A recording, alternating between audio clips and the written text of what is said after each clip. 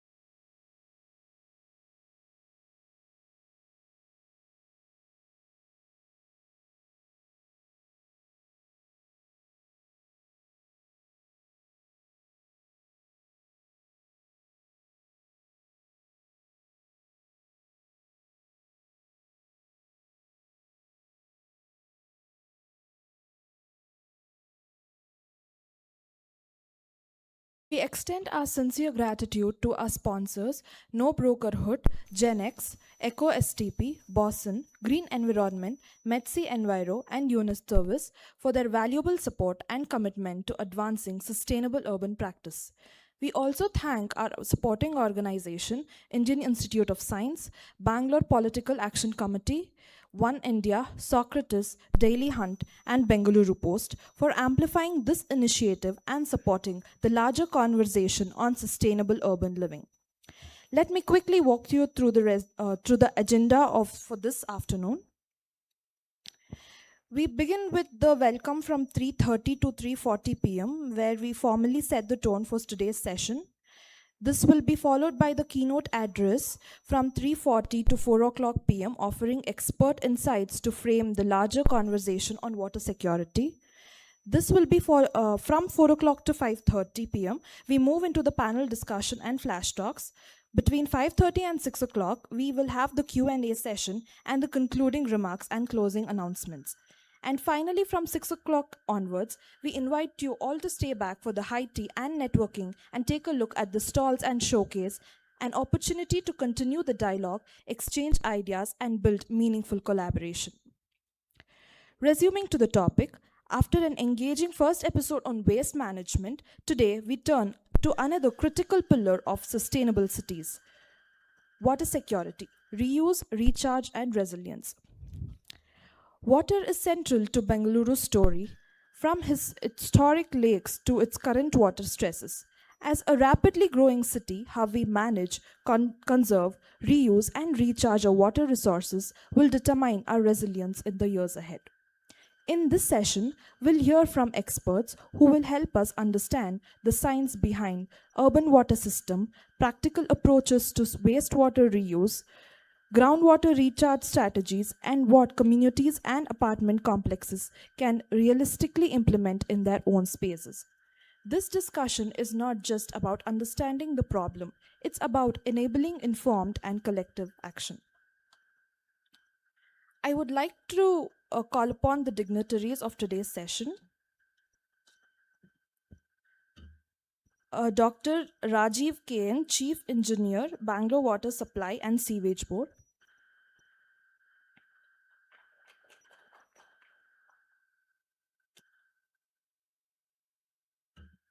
Mr. Yes Vishwanathan from the Rainwater Club, at the Director at Biome Environmental Solution. Professor Lakshmi Narayan Rao from Center for Sustainable Technologies at the Indian Institute of Science. Mr. Rajesh Rajamurthy from the Bangalore Apartments Federation.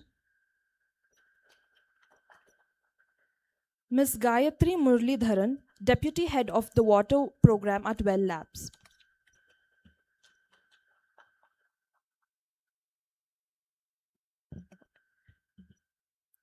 To set the context for today's gathering,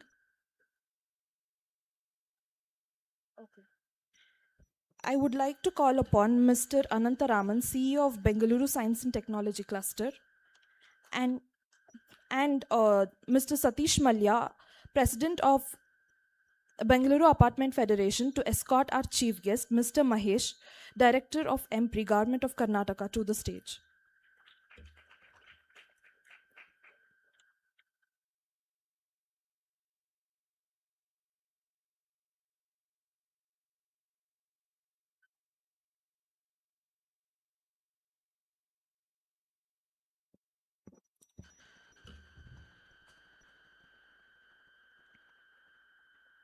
To formally set the tone for this important conversation, we will begin with introductory remarks from the leadership of the two organizations that have made this series possible.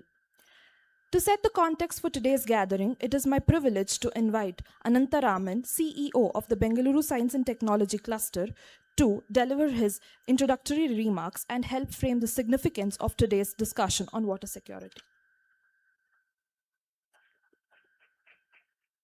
Thank you. Wonderful evening and good evening to all of you, and then good evening to all the dignitaries here. I, along with Satish, good friend from BAF, is very happy to invite you and for this important program. I would like to say something about BEST as a cluster because a lot of you are new.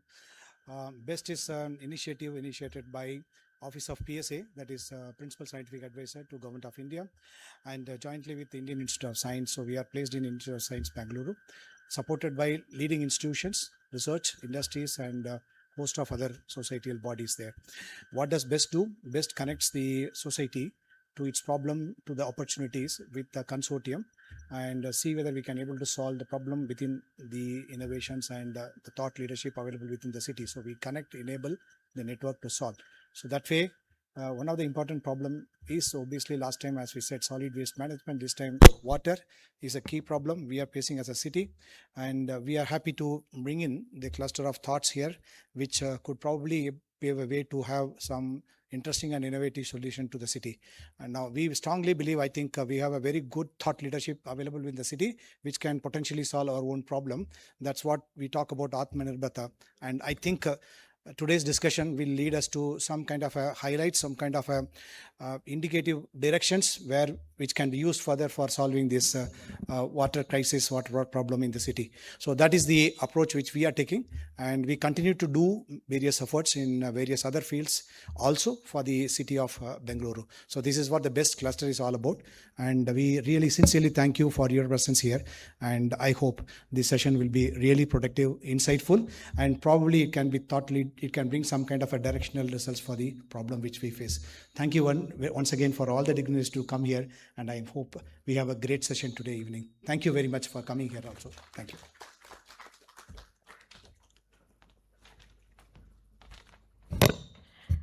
Thank you, sir. Following this, we will hear from Satish Malya, President of the Bangalore Apartment Federation, who will share his thoughts on the vision and the role of citizen communities in building a water-resilient Bengaluru.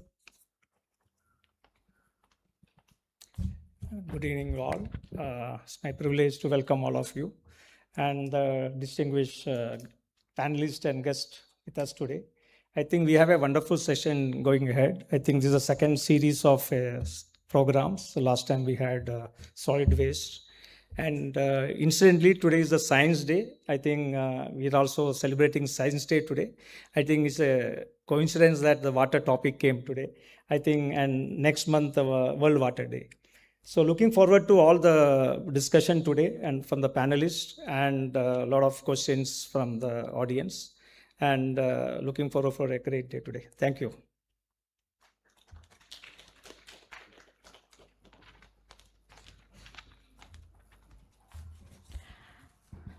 Please note that Shri B.P. Ravi sir is unable to join us today. He has kindly nominated Mr. Mahesh to attend the session on his behalf. It now gives me pleasure to invite Mr. Mahesh, Director of Environmental Management and Policy Research Institute, Government of Karnataka, and former Chief Environment Officer at Karnataka State Pollution Control Board for the keynote address. With over 34 years of extensive experience in the enforcement of environmental regulations, Mr. Mahesh has worked across critical areas including environmental quality monitoring, environmental audits, and legal compliance. Since 2024, he has been serving as the director of EMPRI, where he oversees administration, finance, institutional projects and studies, as well as capacity building initiatives aligned with the mandate of the institute. Over the course of his distinguished career, he has contributed significantly to the National River Conservation Plan, water quality monitoring and reporting systems, and the inspection and monitoring of domestic sewage and effluent treatment plants.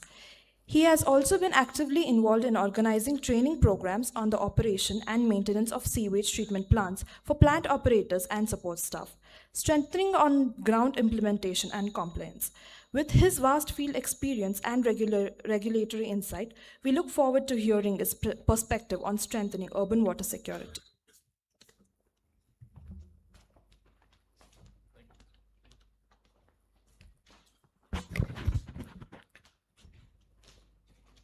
Namaskara. Good afternoon to the honorable dignitaries on the dais, the panel members, experts, and also dignitaries of the dais. It gives me an immense pleasure to be a part of this program. As Madam has told, I was suddenly roped in. This program was supposed to be addressed by our Principal Chief Conservator of Forest, B.P. Ravi sir. Because of some emergency works, he was supposed to go out of Bangalore. So he called me, asked me to be here. That's why I'm here actually. Otherwise, I associated with BeST. We have MOU with BeST. We are doing a lot of programs, also with Bangalore Apartments Federation. So things are going on. Recently, we conducted conference in IISc campus itself for all the local bodies of the state. We have about 315 local bodies. In 2 batches, we conducted at Satish Dhawan Auditorium regarding circular economy and with respect to special focus on waste management.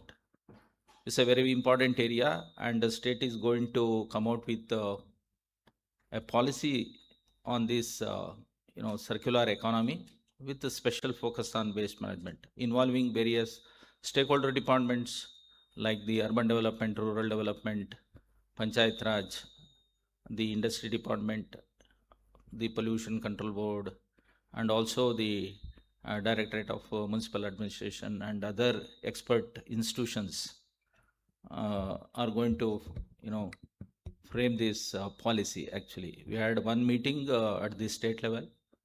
I was supposed to attend last week, but because of some work in Delhi, I was not able to attend. But then a meeting has taken place, and then they deliberated on that, and in the coming days, we are going to accelerate the work on framing policy for the state with respect to circular economy.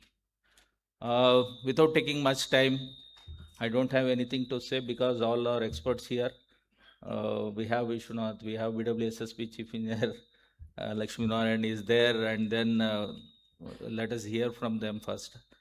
Okay, but then just to give a few points, what Environmental Management Policy Research Institute is doing.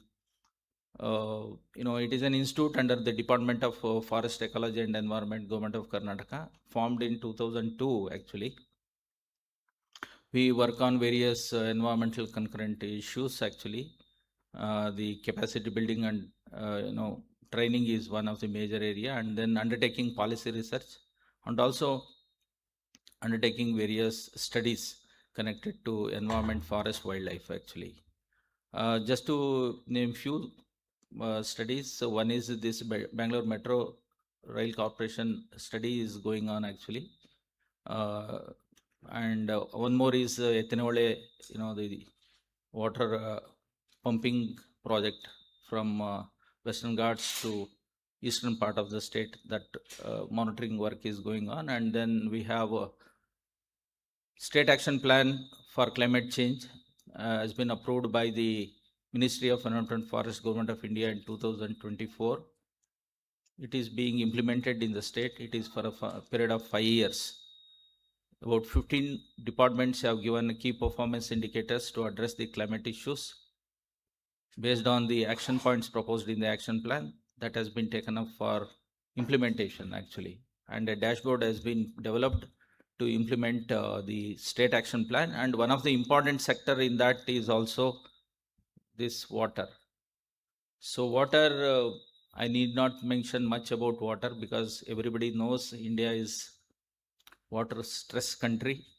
Even in IPCC report, first report also it has been mentioned, and then subsequent reports also reflects that water is going to be a very important challenge for the country, for the world.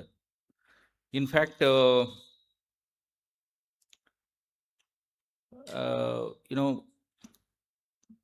the civilizations started on the banks of the river, as you know, and as you know, the civilizations also got destroyed for water over thousands of years actually. But then now, if you just look at the industrialization 1850 onwards, two important issues emerged. One is the pollution, another one is the climate change actually. These two are in the center of our the civilization, and unless until we address these two issues, we will not have future actually. Coming to India, in the year 1974, the Water Prevention and Control of Pollution Act was introduced. Then onwards, the water quality is being monitored across this country actually. Almost all the major rivers and the tributaries are monitored in about 5,000 odd stations. And today we have a synthesis report about the water quality of the country, which clearly indicates that there are 351 polluted river stretches in the country. Almost all the rivers and major tributaries are polluted to an extent that which cannot be used actually. So 351 polluted river stretches. Coming to our own state, we have about 17 polluted river stretches. Take it Kaveri River or Krishna River, all these rivers are polluted. Again, they made a distinction, category A to category E. So in that actually, the rivers which has got BOD more than 30 is considered as a category A stretches actually. Fortunately, we don't have any such stretches in our state, but then we have stretches with BOD ranging from 5 to 15 milligram per liter, which is again a concern actually because of the developmental activities, expansion of cities and industrial growth, and improper management of the industrial and domestic wastewater has caused a severe stress on the water bodies. So there is an action plan to address these issues actually. Every state has come out with an action plan, whether it is Karnataka or Tamil Nadu in respect of Kaveri or other rivers in respect of other states. They have an action plan. We need to manage the solid waste. We need to manage the wastewater generated after its use, whether it is industrial or domestic. Unless until we address this issue holistically, we will not be able to maintain the water quality to the expected level actually. So that is the desired level. In fact, keeping that in background, the government is also serious about earmarking adequate funds to address the sewage, solid waste, and other waste connected under the Environment Protection Act. So, in our all reports, right from State of Environment Report 2004 onwards, you take, there is a report in 2004, and then there is a report regarding BMR region in 2008, 9, and then we have a State of Environment Report in 15, and then we have a Karnataka State Action Plan for Climate Change approved by Ministry in 2024. All these reports has got a chapter on the water resources, wherein the issues connected to demand and supply side has been clearly identified, and who is responsible, who has to address this, and what should be the strategy. All these issues have been dealt in this Karnataka State Action Plan for Climate Change. Accordingly, the respective departments have been asked to come out with the key performance indicators. They are identifying the KPIs, and then based on the KPIs, these issues are tackled actually with some strategies. Without wasting much time, I just would like to again thank the organizers, BST and the Bangalore Apartment Federation. In fact, I have to mention the Bangalore Apartment Federation. When I was in Karnataka State Provincial Board, as you know, 20 units for 20 units apartments, the STP was made mandatory. In fact, with the intervention of Bangalore Apartment Federation, with our then principal secretary to Government Department of Ecology and Environment, Ravi sir, we had a close meetings, and then finally that has been made very practical actually. Now it is applicable for 120 units with 80 KLD of sewage actually. Of course, that doesn't mean that it has been relaxed. Wherever the purpose is to see that wherever the sewer lines are there of BWSSB, treated sewage should not be let into it, so that it can be collected and then reused. That is the idea behind it actually. The treated water cannot be again put into treatment actually, because a lot of money is wasted while treating itself. Again, you are draining out to the sewer system and then again treating. It causes huge exchequer to the not only state but also to the apartment owners actually. So keeping all these things, there was a policy change at that point of time, and then similarly usage of treated water. 100% was the requirement, even as per the NGT, Honorable NGT directions actually. That has been made practically possible actually, with 50% in-house use and 50% they can sell it to the party where there is a demand. Like we have seen Bosan Whitewater and all. In fact, we visited the facility of Bosan Whitewater, XGen, GenX facility also we have visited, and taken a practical aspect into consideration, and then that policy was revised at that point of time. Now at least with 50% demand outside, we can definitely enhance that demand actually for use in the secondary activities actually, for whether it is for industrial cooling, air conditioning, or for floor washing or car washing, or for gardening, whatever you name it actually, that can be used, and it can even brought down to 30% or 20% in the coming days. Of course, the exploitation of groundwater is another big area. In fact, our Vishwanath sir, in fact, is doing a great job in this area actually. We visited his initiative near Devanhalli also. I think in his panel discussion, he will highlight about the measures adopted to supply fresh water to the households of Devanhalli town actually. So in the nutshell, I would like to say that it is not static actually. These initiatives, policy changes, and the monitoring and evaluation framework should continue to evolve, and we should come out with a efficient management. Nowadays, a lot of startups are also roped in, and then they are doing a lot of work actually. So in that way, we need to progress, and we have to respect the nature-based solutions also, like eco-STP. You might have seen, now we have adopted that eco-STP in our own facility. In fact, Titan has supported that initiative, and then we established eco-STP in our own training and capacity building facility in Doresanipalia of Bangalore. So these things we can only address with combined efforts. That is the only thing I would like to say at the end. It is the institutions, it is the government, it is the researchers, it is the experts, and it is the the administrators. Everybody has to, and common man, everyone has to come together, because when we say water, again there is lot of things to be told to the consumers also, whether it is leakages, whether it is your excess consumption. All these things needs to be addressed holistically. For that, everybody has got a role to play.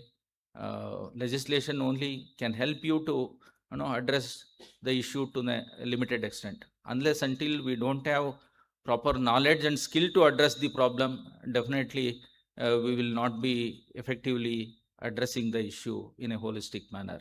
With these few words, I thank the organizers for providing me an opportunity, and I wish all the best for this, the event, because such events are required to be conducted on a regular basis. Not only we should, keep this kind of events within four walls. We have to go out, also bring awareness. Then we have to also involve other stakeholders, so that everybody should be aware that water is not a freely available commodity. It has its own value, and we have to respect it. Thank you, one and all. Thank you.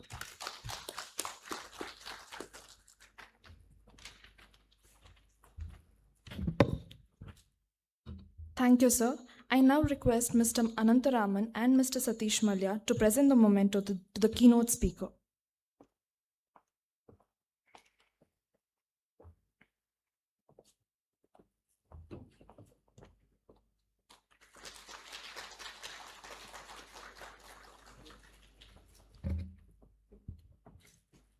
May I now request the esteemed dignitaries to kindly take their seat in the audience as we proceed to the panel discussion.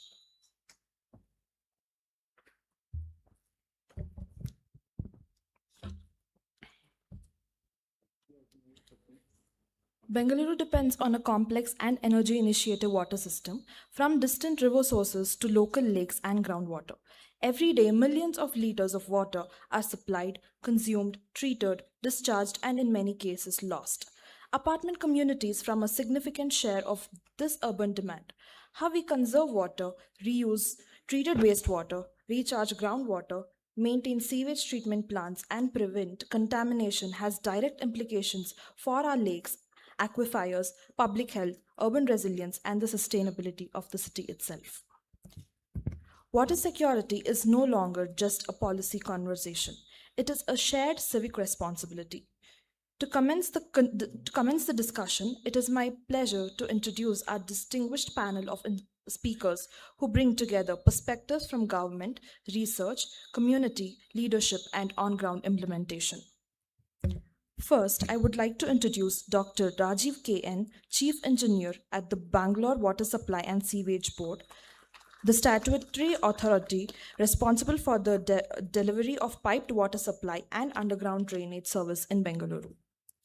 In his role as Chief Engineer, Dr. Rajiv plays a central in planning and executing key infrastructure investment that strengthen the city's water supply and sewage system.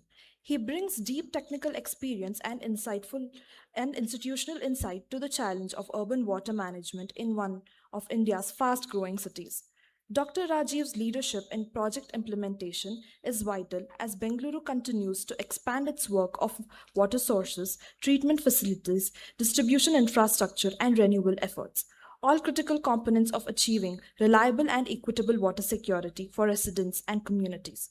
With his expertise in large-scale urban water infrastructure planning and delivery, we look forward to his perspectives on the science, challenges, and practical pathways towards resilient and sustainable water system for our city. We are also pleased to have Mr. Vishwanath S., founder of the Rainwater Club, director at Biome Environmental Solution, and trustee of the Biome Environmental Trust. Mr. Vishwanath is a nationally recognized advocate for sustainable water management and ecological sanitation. For over 2 decades, he has worked at the intersection of community action, policy engagement, and on ground implementation, championing rainwater harvesting, decentralized wastewater treatment, groundwater recharge, and sustainable urban design. Through the Rainwater Club, he has been instrumental in reviving traditional wisdom around water conservation and helping citizen, institution, and apartment communities adopt practical science-backed water solutions. His work with Biome focuses on designing and implementing environmentally responsible water and sanitation systems that are both technically sound and socially inclusive. With his deep experience in community-led water resilience and sustainable urban ecosystem, we look forward to his insights on how Bengaluru can move towards a more water-secure future. It is my privilege to introduce Professor Lakshmi Narayan Rao from the Center of Sustainable Technologies at the Indian Institute of Science, Bengaluru. Professor Rao has been closely associated with research and practice in sustainable water management, wastewater treatments, and environmentally responsible urban infrastructure. At the Center for Sustainable Technologies, his work focuses on developing science-based, decentralized, and context-appropriate solutions that address the pressing environmental challenge of rapidly growing cities. With deep academic expertise combined with practical engagement in sustainable technologies, Professor Rao brings an important research and innovation perspective to today's discussion on water security. It is my pleasure to introduce Mr. Rajesh Ramamurthy from Bangalore Apartment Federation. The Bangalore Apartment Federation represents numerous apartment associations across the city and plays an important role in strengthening community participation in urban governance. The Federation actively engages with civic agencies on issues such as water management, waste management, energy efficiency, and sustainable living practices within residential communities. Mr. Rajesh has been closely involved in working with apartment associations to improve compliance, promote best practice, and encourage citizen-led solutions, particularly in areas such as sewage treatment plants, water conservation, and responsible resource management. His perspective brings the crucial voice of resident communities into today's discussion on water security. Joining the panel is Ms. Gayatri Muralidharan, Deputy Head of the Urban Water Program at Well Labs. Well Labs is an interdisciplinary research and innovative organization working to improve water, sanitation, and public health system in rapidly urbanizing contexts. The organization focuses on generating rigorous data-driven insights that form policy, strengthen governance, and improve service delivery, particularly for vulnerable and undeserved communities. In her role, Ms. Gayatri works at the intersection of research, practice, and policy, contributing to the studies and programs that examine urban water access, infrastructure performance, and institutional accountability. Her work helped translate evidence into actionable strategies for building more equitable and resilient urban water system. Today, she is not only here to share her rich experience in the sector, but also to moderate our panel discussion. If the audience has any question for the panel, you may simply scan the QR code shown on the screen and post them anytime during the session. The question will be addressed during the Q&A segment at the end of the session. Our volunteers will be around to help you with that. Over to you, Ms. Gayatri.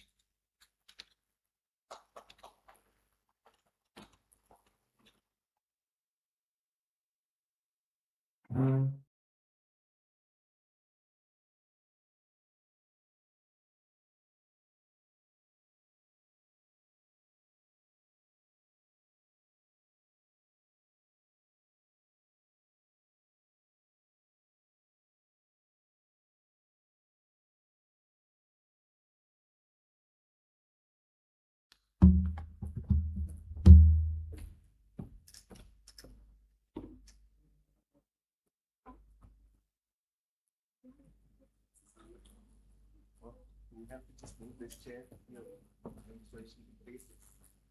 That's also one way. And then we can remove one of these chairs.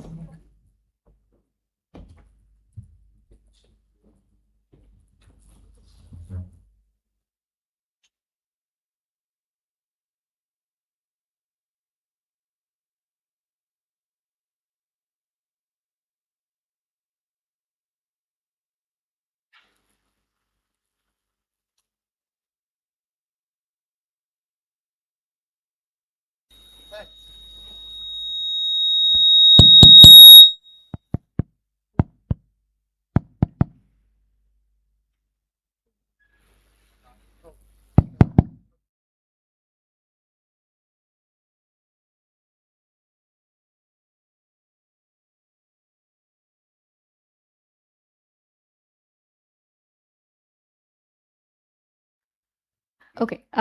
Good evening, everyone. I'm Gayatri, and thanks Bangalore Apartment Federation and BeST Cluster for organizing this panel discussion. And I have been given the honor of moderating this evening's discussion. So today we are, standing at the eve of another summer in Bangalore. And this kind of brings a very familiar anxiety from the past couple of years. So we see, lake levels coming down, bore wells drying up, water tanker prices going up and things like that. So while, the summer heat in Bangalore is kind of inevitable, but water scarcity necessarily need not be. So here in today's discussion, we are kind of going to shift the narrative a little bit from a very crisis-focused narrative towards what we can actually do working together to solve some of the challenges that we are facing today. And also look at solutions that are science-backed and, really at the intersection of good governance, forward-looking infrastructure planning, sustainability practices, and of course, active community participation. So in the panel here today, we have, the best of policy, research, community action and practice over here with respect to water planning and management. So I think I'll first start the conversation with Dr. Raji from BWSSB. And so we know that, within BWSSB, with the summer coming soon, there are a lot of initiatives that are happening to prepare for the upcoming summer, right? And if you could briefly, throw light on what these initiatives are, and also maybe talk a little bit about some of the things like Sanchari Kaveri and all of that, on how that will help in solving some of the challenges that might come in the coming months.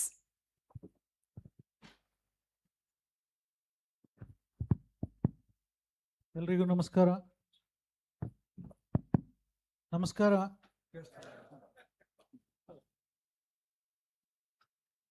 ನಮಸ್ಕಾರ ಹೇಳಿರೋದು ತಮ್ಮನ್ನು ಸ್ವಲ್ಪ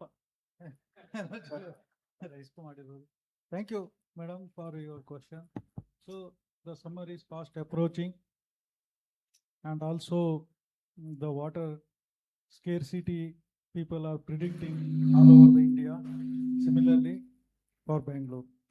But the thing is, this time we have commissioned very recently in the year 2024 Kaveri 5th stage.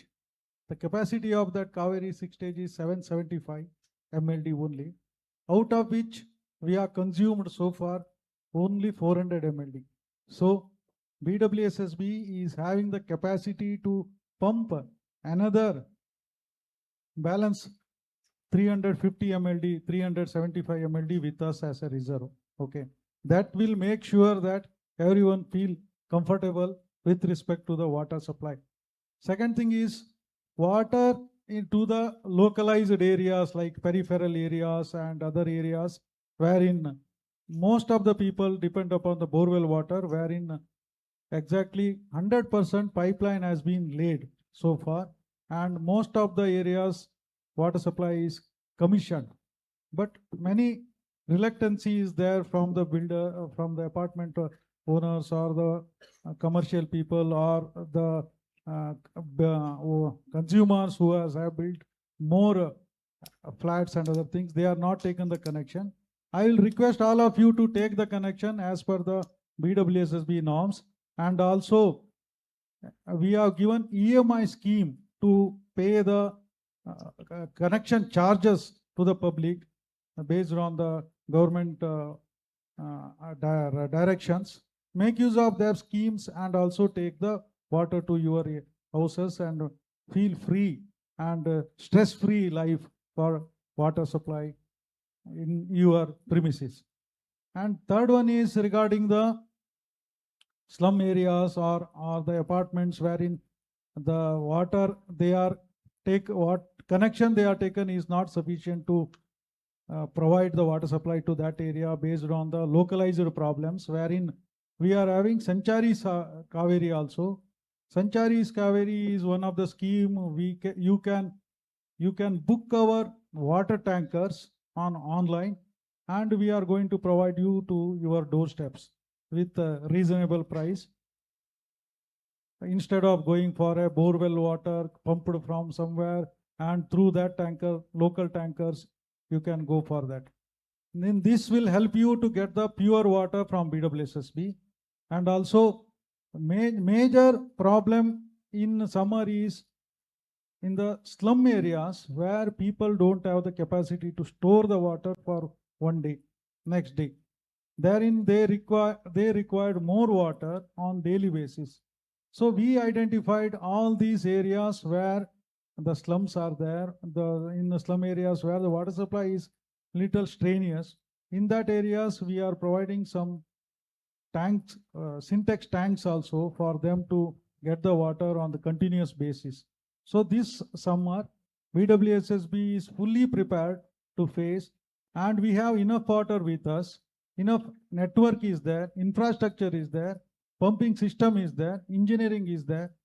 With that, we will assure you that this summer will not be a problem for Bangalore citizens on behalf of BWSSB. Thank you. Thanks so much for the reassurance, sir. So now this kind of neatly moves into the next discussion that we want to have that's more focused on groundwater, which is one of the most, precious resource if you look at Bangalore, right? Because 50% of the demand of, demand in Bangalore is actually met from groundwater sources. So it's really important to understand the status or, how deep or how high the groundwater is currently. And how are we planning to manage this resource? So I'll go over to Professor Rao first. And we know that, at IISc, there is a large initiative and study where you have a network of IoT sensors within these, bore wells pumping groundwater. Could you throw a little bit light on, what the data from these IoT sensors are actually revealing, and how this information can actually be used by, used to better manage the groundwater resources in the city? Yeah, I'm going to, namaskara elrigu. Yeah, I'm going to, hatra itkobeku ansutte. I'll try. I don't know if this is the closest. Inna olaga hodre maatadakagalla. Yeah, seems better. Okay, thanks for the question. A bit of a long answer I would give so that you guys can understand what it is. So this initiative itself was started when we approached the BWSSB chair post the very drought-like situations for Bangalore way back in 2024. That was 24 summer. We had, there were wards of Bangalore where the groundwater levels were very low and borewells failed. So those wards had a lot of difficulty in getting water. So there was too much bad press saying that Bangalore is finished, Bangalore is dead, all kinds of stuff. So people are waiting to paint the Bangalore in the bad picture. So we approached BWSSB chair, myself and Professor Shekhar from Civil Engineering Department, and we said we have some models where we can use to create something called as a groundwater outlook. So the idea here is there are some groundwater monitoring devices commissioned by CGWB, the Central Groundwater Board, and also the Groundwater Directorate. which is the state version of the CGWB. So they had some 50 plus piezometers where they are monitoring groundwater levels at different locations of Bangalore. And we said we can use that data. Professor Shekhar and his team had done way back when in 2015 to 2018. They would have predicted how much groundwater was being lost and how much groundwater is being charged. So there was some model built, and we said we will extend it, use AIML, and start predicting groundwater levels maybe 3-4 months ahead of time. So by December or January, we would know which months, which wards would become critical. So that was the project. When we approached BWSSB, they were more than happy to support the program. They said that in addition to this 50 groundwater monitoring devices, they came forward and in a war footing, they have commissioned a program which will install close to about 6,000 such units. They are not small units. They're complicated units. That was not available. So they somehow, when we heard that number 6,000, we said, yeah, that's not going to be possible. We know how difficult it is to install them, but we should really, give a lot of credit to BWSSB chair and the entire team of BWSSB, who are capable now. As of today, some 2,000 plus such units are installed. We are getting now, daily data of groundwater levels in the critical wards of Bangalore. So we are using that, and we have identified, I think there was a couple of days ago, there was also a press release by the chair where we are looking at what are the critical wards. The whole idea here is we don't want to be firefighting at the last minute. We want to be prepared. So we know in February, what are the critical wards. So BWSSB knows what are the critical wards, so they can take action so that they are not firefighting at the end of the day. So a similar exercise was done last year. So some 80 wards were identified. This year, the ward numbers have come down because of the efforts of BWSSB. So they have more water. They have done the networks now. So the number of wards have come down. The number of wards also have shifted a bit. So that is the idea. So for those of you who don't know how groundwater is used, we are 800 square kilometers. That's what is Bangalore. And we pump nearly 1 MLD per square kilometer. So about 800 to 1,000 million liters every day we extract from ground. Okay, so we don't get as much recharge. So Bangalore, you can imagine like a cut orange kept upside down. So the highest point is somewhere behind IISc, and then it drains into 3 valleys. That's how the topography of Bangalore is. So is your rainwater. So the rainwater also goes out. So does the groundwater flow out. So the periphery of Bangalore, where the 110 villages come, and also the most used eastern part of it. So the groundwater levels are very, very, very deep. And you also get very hard water. So those are the areas which are very critical. They don't have networks from BWSSB to get Kaveri. People pump groundwater a lot. So these are the challenges. So good suggestion as what Rajiv was saying. Dr. Rajiv was saying. He was saying, get connections from BWSSB and then use that water. You are assured of good quality water because that is Kaveri water treated and given to you. If you take a local supply, we don't know where the water is going to come from. What is the quality of that water, and it will vary, on a daily basis. So to answer your question in a short, yes, that's an initiative which is taken up. Eventually, the whole thing will be dashboarded, and BWSSB will have a dashboard where they will start monitoring wards. Every ward, they will know what is the groundwater level. So that is the whole process when the whole project is getting completed. So that is where we are headed. So as a city, BWSSB also recognizes that it is important to monitor groundwater, and they have commissioned this project, which is going well with the help of IISc, Professor Shekhar and I, and also from CGWB and the Groundwater Directorate. So all of us have put efforts onto this. Thank you. Thanks so much. So now we know what's really happening with groundwater, right? I mean, how much is there, how much is pumped, and what would be the critical wards. Now, moving over to what can be done, and this is where I want to come over to you, Vishwanath sir. The Biomes Million Wells campaign has been phenomenal in, improving or increasing recharge within the city. Now, with respect to apartments that are there in the city, what are how do apartments even start their recharge journey, right? What are the different things that they really need to look at? How do they identify, locations for having these recharge zones or recharge wells, however we want to do it? So if you could shed some light on that. Yeah, thanks for that.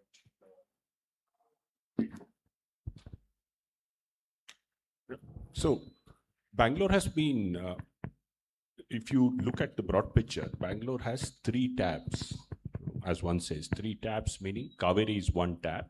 We bring the water from the pipeline. The second tap is rainwater, which falls on our city. The third tap is treated used water, right? So we have 3 taps and 4 stores.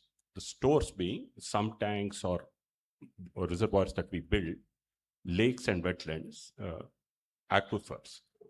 These are the major stores that we have, and of course soil profile, because Bangalore is also a city with a lot of trees and parks. The soil needs water for the trees and plants. We don't have to only think about ourselves as human beings, and to think of nature also as having its own share or right to water, because we need to keep the city green and clean. Now, the rainwater harvesting bylaw has kicked in Bangalore in 2009. In many apartments have already implemented rainwater harvesting. One bit of advice is the designers and developers are doing rainwater harvesting structures, recharge structures. But unfortunately, what's happening is that one is not doing something simple called a slug test. When you do a recharge well, typically 3 feet in diameter, and typically should be 20 feet. And it should not be filled with gravel, sand, and all that. That's not necessary. It would just be a well which puts water in. What needs to be done is to do a sample of 2 or 3, put a certain volume of water, measure the rate at which it goes down into the aquifer, and on that basis, and the basis of the catchment, the rainfall intensity, you design number of recharge structures, make sure that your surface runoff and your rooftop runoff are either stored or put into the aquifer. Now, there are 2 kinds of aquifers in Bangalore. There is the shallow aquifer, which is really behaves differently from the deep borewell aquifer. The shallow aquifer responds quickly to recharge and quickly to lake filling. What we've been seeing in biome, because this is the rainwater harvesting question, is if rainwater, which cannot be harvested or collected at apartment or gated community or household level, is directed to the lakes. If the lakes receive treated used water, as the BWSSB itself is planning to fill 40 lakes with treated used water, the minor irrigation department of the government of Karnataka is already filling about 500 lakes in Kolar, Chikballapur, Bangalore rural, Bangalore urban with treated used water. Once these lakes are filled with these treated used water, what we find is the dug wells and the filter bore wells, we call them. Some of you who are from Bangalore would call it boru or filter bore well. These are shallow bore wells which go to 100 feet. These quickly respond. And what we've been able to do or showcase in Devanhalli is that by filling the lake with treated used water, the system can pump the equivalent of 6 million liters per day, and the entire requirement of Devanhalli can come from the shallow aquifer. So a combination of rainwater, lake restoration, and treated used water is the way to go ahead if we want circularity. The 800 million liters which we are exploiting, or the 1 million liter per square kilometer, means that we need to put 1 million liters per day equivalent into that 1 square kilometer. And that has to be done through rainwater harvesting and through lake rejuvenation and recharge. Right? That means that about 800 millimeters of rain, which is the actual average rainfall of Bangalore, slightly less than that, that much water has to be put into the aquifer for the aquifer to become sustainable. So we need to, and many apartments have shown that rainwater harvesting actually makes a difference. I can mention Century Saris, for example, or Brigade Woods. Many apartments have demonstrated that rainwater harvesting can be done and can be done systematically. What I'd request the apartments and the BAF to do is to quickly document the best practices of rainwater harvesting, which has been done well, and share it across board with all other apartments so that they can replicate it and help the city become water sustainable. Thank you. Thanks so much for that. Now, I want to come over to Rajesh, who represents the Bangalore Apartment Federation. And maybe from the RWA's perspective, like what are the challenges to even have these recharge structures within the fence, and challenges in having them, implementing them, maintaining them? Yeah, if you could reflect on that first, and then I'll come back to you. Sure. So, as Vishwanath sir was saying, what RWA communities inherit is what the builder gives them, right? In some way that these plans, typically there are built plans, and then in the plans itself you have structures or places where they are proposing, either previously they would propose only recharge pits, for example, pits that were only 2 meters with gravel, as he pointed out. That has moved on to actually seeing examples of storage where you're actually setting up rainwater harvesting tanks that can store the excess water in addition to your regular tanks that are there. And of course, you know, the recharge wells and the more recent examples. So, you know, there's been a transition from the early rainwater harvesting structures to where we are right now. And of course, you know, many communities are realizing the importance of doing this. I think there's been enough in the news and everybody hears about it. I think there's not a iota of doubt that communities don't realize the importance of water. Yes, wherever feasible, these upgrades have to be done, wherever design modifications are required. I think a lot of this is there, and it just needs to be accelerated a bit more, I think, wherever there's potential. Sometimes there are challenges in doing some things. For example, I've seen examples where there are penthouses, which means that you cannot use the water from that particular section. But wherever there is space, I think apartment communities are doing what's possible. And I think eventually we will get there to saying that we're not sending out even an iota of water, except for where you are not able to store that much. You just have to build enough capacity that you can store. So when you're designing or retrofitting these systems, you're just designing based on the calculations, how much storage capacity you have, and maximize what you can hold. Yeah, thanks. Thanks for that. Now, that's with respect to the recharge, right? Now, if you look at groundwater and look at the bore wells within the apartments, right? If you could maybe talk a little bit about what's the process for even registering a new or an existing bore well, you know, by the apartment. And what are the challenges with respect? Now, there's this new policy which came out, which said that, you know, once the extraction is over 25 kiloliters, there'll be a charge that will be levied. So, and then there is something that's already mentioned by the builder that the extraction would be so much. And then, you know, there are instances of apartment getting these fines and penalties and all of that. So if you could shed some light on that, on what the challenges are with respect to borewell registration and the charges that's levied. Yeah, I think the first realization, as previous speakers have had, is of course we know that Bangalore is declared, including the surrounding areas where predominantly the growth is happening, is already declared as overexploited zones, right? Which means naturally that you have to obtain permissions before you can actually put in bore wells. Now, of course, you have the acts and rules, and then it's a question of how much this gets translated on the ground and gets implemented. Now, one question is, of course, as the city grows, you cannot stop development for the cost of saying that there is no water there. This is a situation that needs to be managed, right?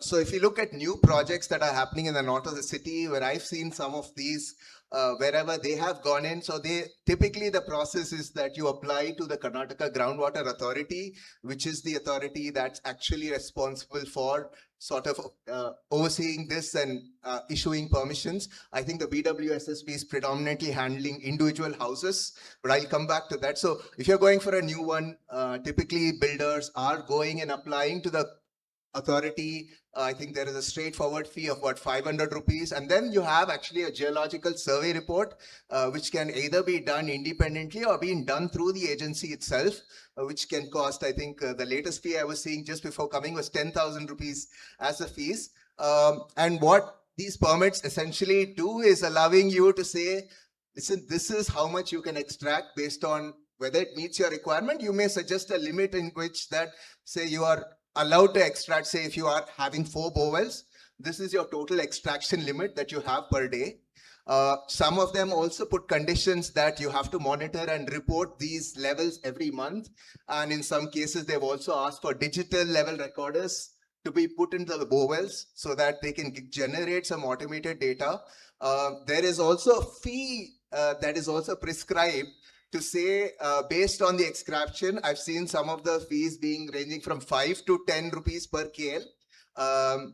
10 rupees per KL. So if you're saying, for example, you are extracting 200 KL per day, then 200 into 5, then you pay that as an advance. Typically, these are permits that are issued for about 2 years.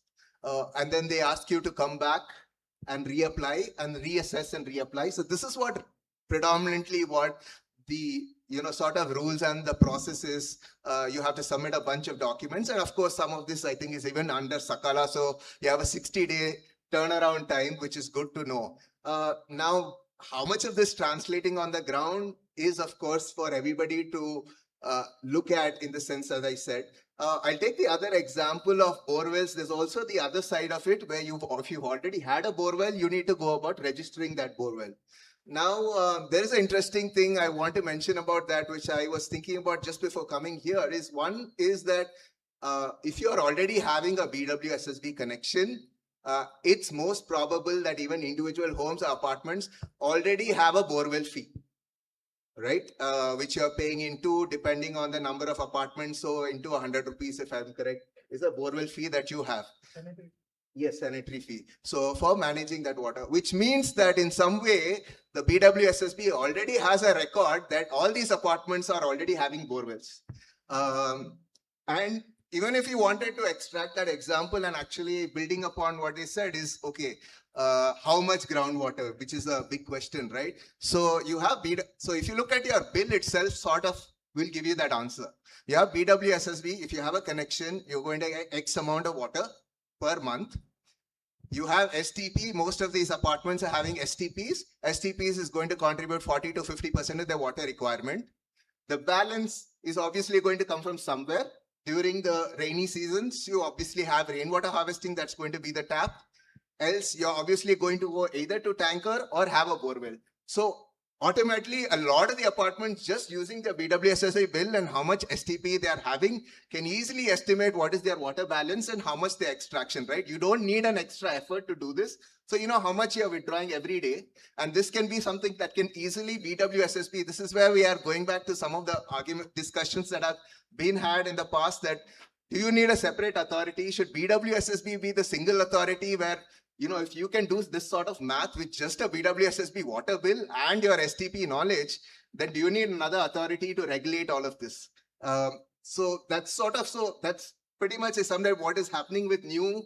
And really the question then it's, as you say, you can't stop people. I mean, the other side of things is if you ask a drilling company to come, he's going to come and do the job. He will say you have to obtain permits. People around your neighborhood ask if you have a permit. I think they get permits somehow if you ask them to get it. But who's stopping the drillers? The drillers are there everywhere. I mean, perhaps that's also one area, not just asking the apartment communities. They have a requirement. It has to be met through some means.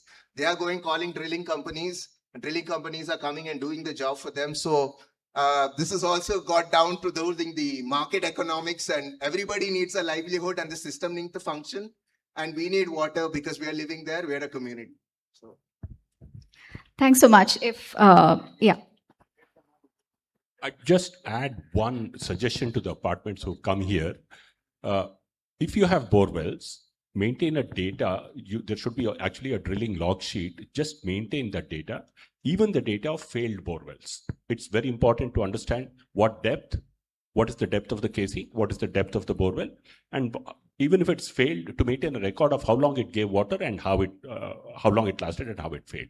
And one quick suggestion to the apartments who are here is, please put a water meter on your borewell. It's not very expensive. If you put a water meter, you'll be able to understand how much actually you're drawing from the borewell. And given the energy requirement of the borewell pumping, you'll also be able to understand the cost of production of the borewell groundwater, which will be very important for you to fix fees. And many apartments are already doing that. These simple steps will help further management of the borewell. The last point there in the borewell is also, if you can do 2 quality tests, one post-summer, one post-monsoon. It will tell you exactly or broadly how much recharge is occurring in the recharge zone for the borewell, based on the reduction in the total dissolved solids or on the reduction in chlorides, right? So these simple things, put a water meter, do a water quality test at least twice in a year. you'll be better informed for managing groundwater. One point though, yeah, adding to both what have you said.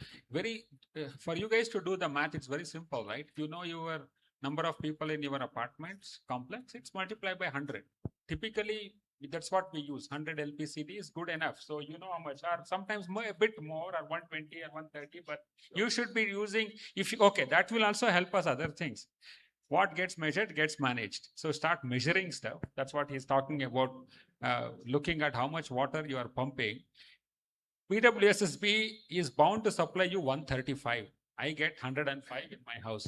That's all. I will consume less than that actually. If you guys are consuming more than 100 in your apartment complex, that means there is severe leakage or you guys are wasting water.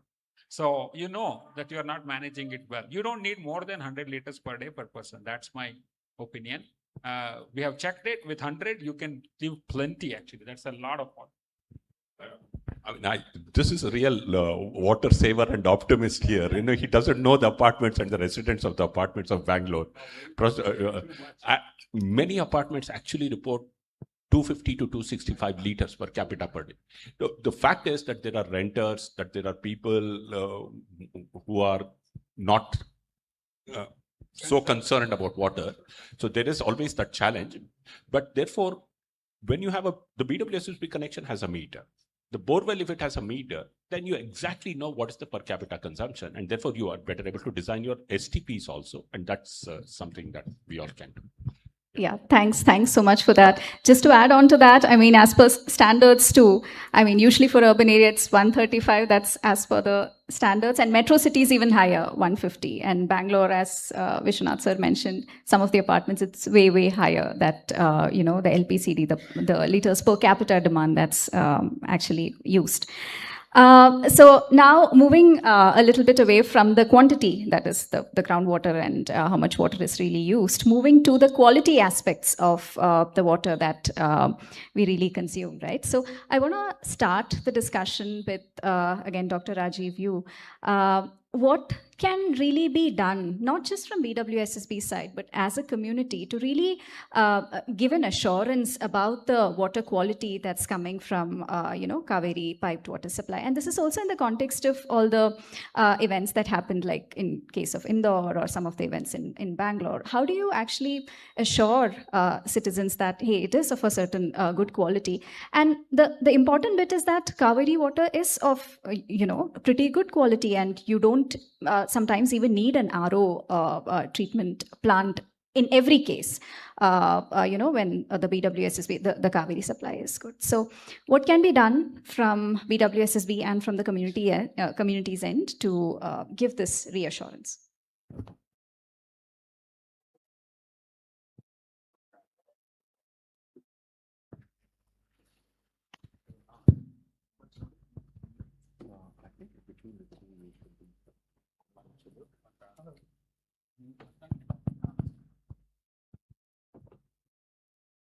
Hello. Thank you, madam. So many of you are aware that recently also we have published in the paper everywhere. Kaveri water, what we are supplying, treated water from the Kaveri river is supplying, is certified by BIS agency. It is a BIS standard water we are supplying.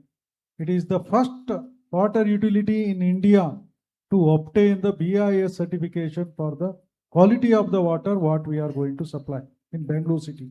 That's what we all should be proud about that.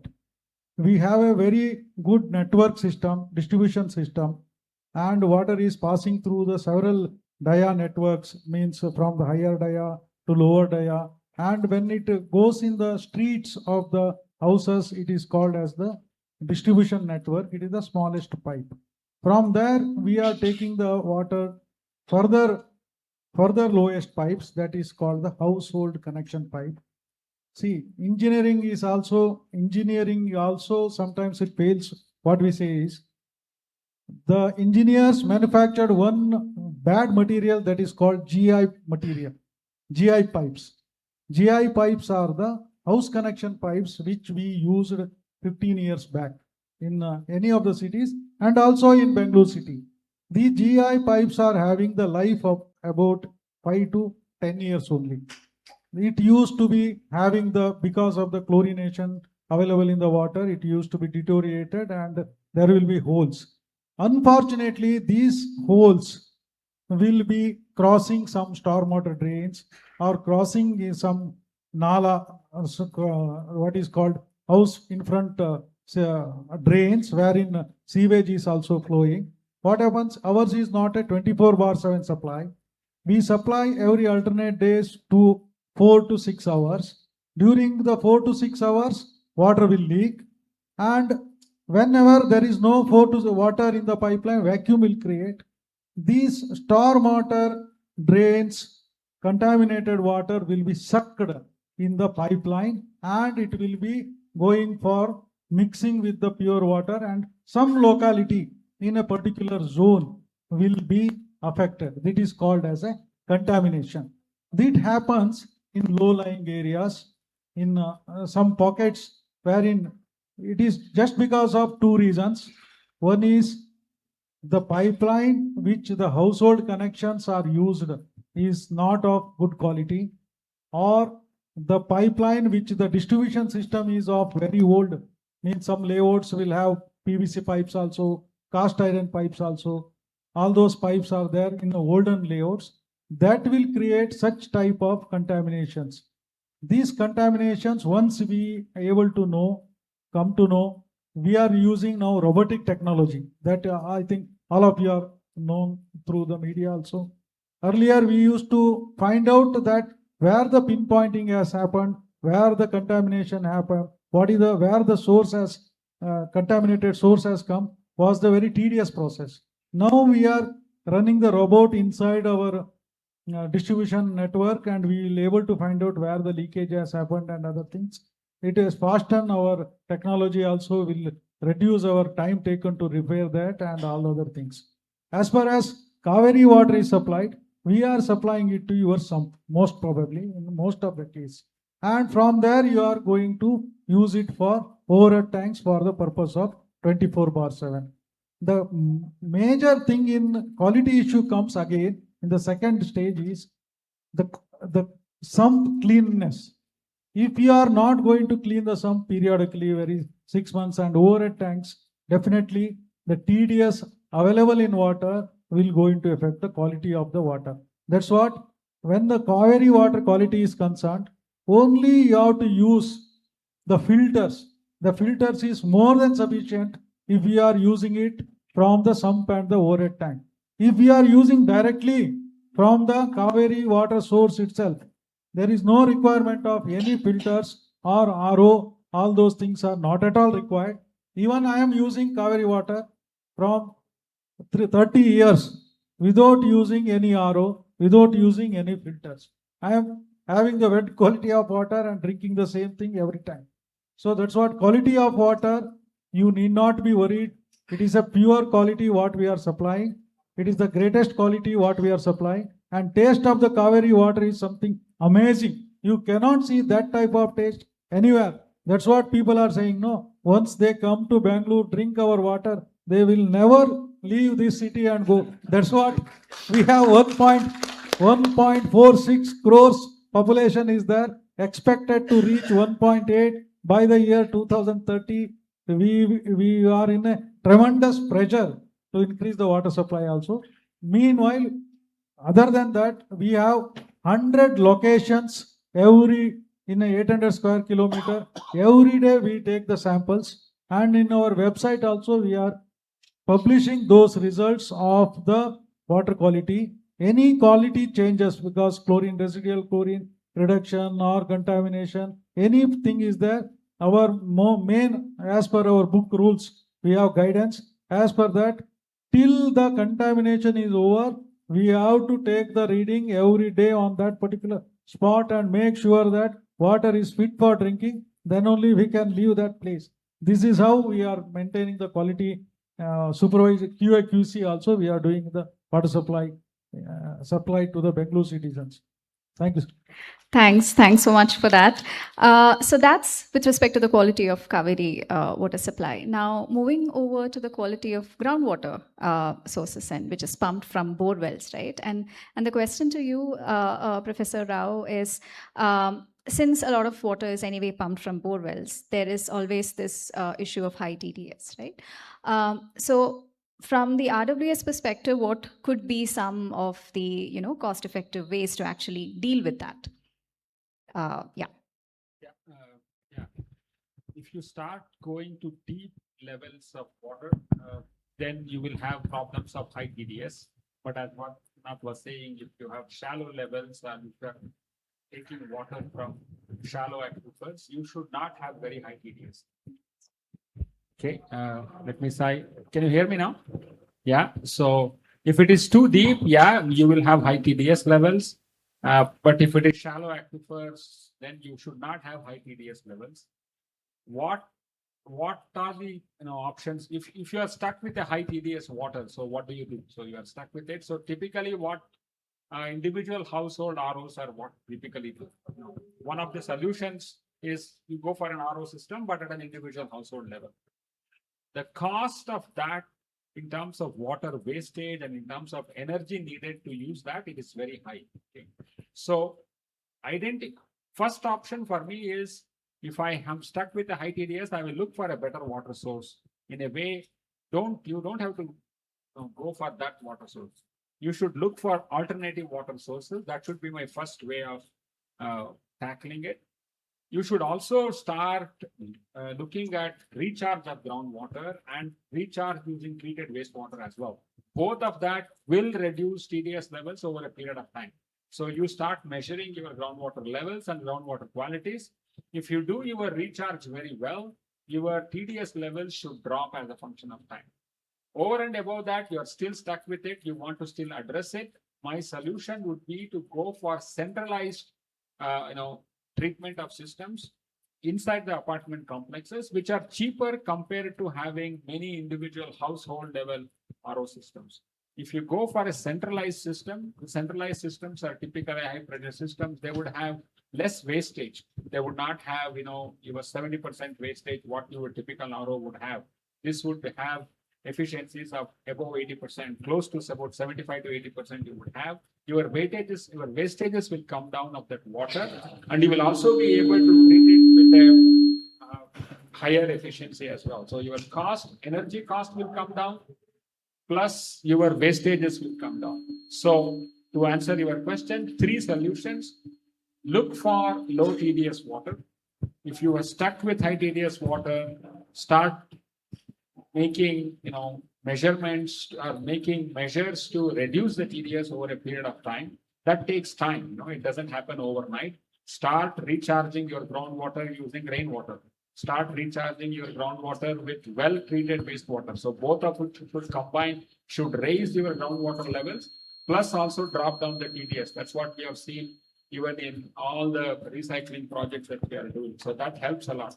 Third, go for centralized water treatment systems within the apartment complex, which is much better than your individual household ROs. Okay, so when you say centralized treatment, centralized RO plants within the apartment, is it? Yes, that can be. Okay. Only for groundwater. Again, ROs have their more. If you look at the long-term benefit versus long-term loss, you have a long-term loss with RO systems. RO systems take out the necessary minerals, which is important for you. Over a long period of time, that's not very good for you. Okay? Water is not only about removing TDS, So you want to make sure that you don't need RO for what kind of water we get. Occasionally, you might get some contamination with biological contamination. Just sterilizing the water is good enough. Typically, just after the rains, just boil the water and drink. That's much more sufficient than having this kind of RO systems. But if you're stuck with it, you high TDS level, you have no alternative, then you would go for centralized RO system. Okay. Compared to individual RO systems. Okay, thanks. Thank you so much for that. Now I want to move on to Rajesh, and I would really, first maybe if you could reflect on, how would a centralized RO how easy would it be to actually how easy it would be to actually run and maintain that. That's one thing. The other thing is again a centralized system that's there within the apartments, like the STP that is run and managed by the RWAs, right? How can we, as the Bangalore Apartment Federation, what can be done from your end to actually shift the perspective of RWAs from looking at these STPs as mere compliance, done just merely for compliance, but as systems that can really improve their, reduce their freshwater consumption and, have something of a very high quality that can ultimately lead to more reuse within the apartment. So if you could reflect on both of that, that'd be great. Yeah, I think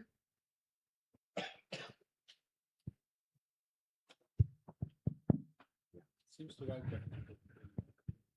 all right. So I think the centralized RO is definitely a good suggestion. The only follow-up question I have, which you can respond, is what do you do with the reject water? There's a lot of reject that comes through RO, which is also becomes this thing. Perhaps maybe centrally it's handled better than individually. I don't know the answer, because individually sometimes you can take it and actually maybe use it for plants or really purposes, or washing. I don't know. I mean, those are the questions that we need to see. But many a time now you're seeing a lot of models where you are getting individual units even on OPEX, where you don't need to buy the RO unit and you can actually literally rent it. If similar models at the centralized level are there, there's also water treatment plants where people are removing hardness. That's much more common than centralized RO as far as what we've observed. But I guess we just need to see the economics of it, and if it works out, and if we can, get past that. Coming to the STP side, that's a much more complex thing. I think, as I said, again, we inherit systems which may be well designed, which may be suboptimal. RWAs are in the process of managing and operating them, right? So if you look at it, I think I'll break it down to a few things. One is, of course, there are some system design issues which have to be rectified over time, retrofits, which also cost money. The second one I would say is operators who are there. Many a time it's, it's still yet to come to an age where you actually have a full-fledged training course for an STP operator, right? These are typically either electricians or plumbers who are actually coming and managing your systems. I know there's some work that EMPRI has done and others have done, but I think there's a lot more to go. Else what they are doing is they are essentially learning on the job, and that's just putting everybody at risk. So something has to be done there in terms of training the operators who are deputed. Additionally, especially on the safety aspect of managing the systems, that's something that's often overlooked, because many a times these STPs are placed in the backyard of the apartment complex, right? Where nobody wants to go to, none of the apartments members even visit those corners. These are placed there, so there's a lot of safety risks that particularly why the training is very important in terms of understanding that piece of it. Yes, nowadays we have automation that can help. I would think one is, of course, you can have treatment systems which are monitored. There are examples of doing that. We just need to see what are the costs of doing that, right? Are these affordable for apartment communities? For example, we cannot put we cannot put BOD and COD monitors, which the Pollution Control Board asks for us, because if you are going for double spectrometer sort of systems, those are really expensive and they need to be maintained by its own thing. I think even BWSSB plants, when I checked the data yesterday, I didn't see reported data online. Some plants did report it. So even the municipal systems in some ways suffer with these online monitoring systems. So what do apartments do in that case? Yes, lower cost systems have come. The innovation has taken place. I think there needs to be more acceptance from the pollution control boards. Some of the good examples which I can immediately think is, say, an ORP based dosing system, which is low cost, which can at least do that quick check before chlorine dosing takes place. So I would think that is one of the things that is there. And just finally coming back on the retrofit point, right? Apartment communities are managing multiple systems. Lift, water, wastewater, and STP is just one of them. They really need to see how to allocate their budgets, right? Yes, water is a priority, is an essential service, but many a times, sometimes all those retrofits really have to, if they go into say multiple digits of lakhs, have to go to approval. Some of that takes time because you need to get in buy-in from your through your AGM or call for a special AGM to address it if these budgets are larger. Some of these retrofits really taking from the apartment community take time to happen.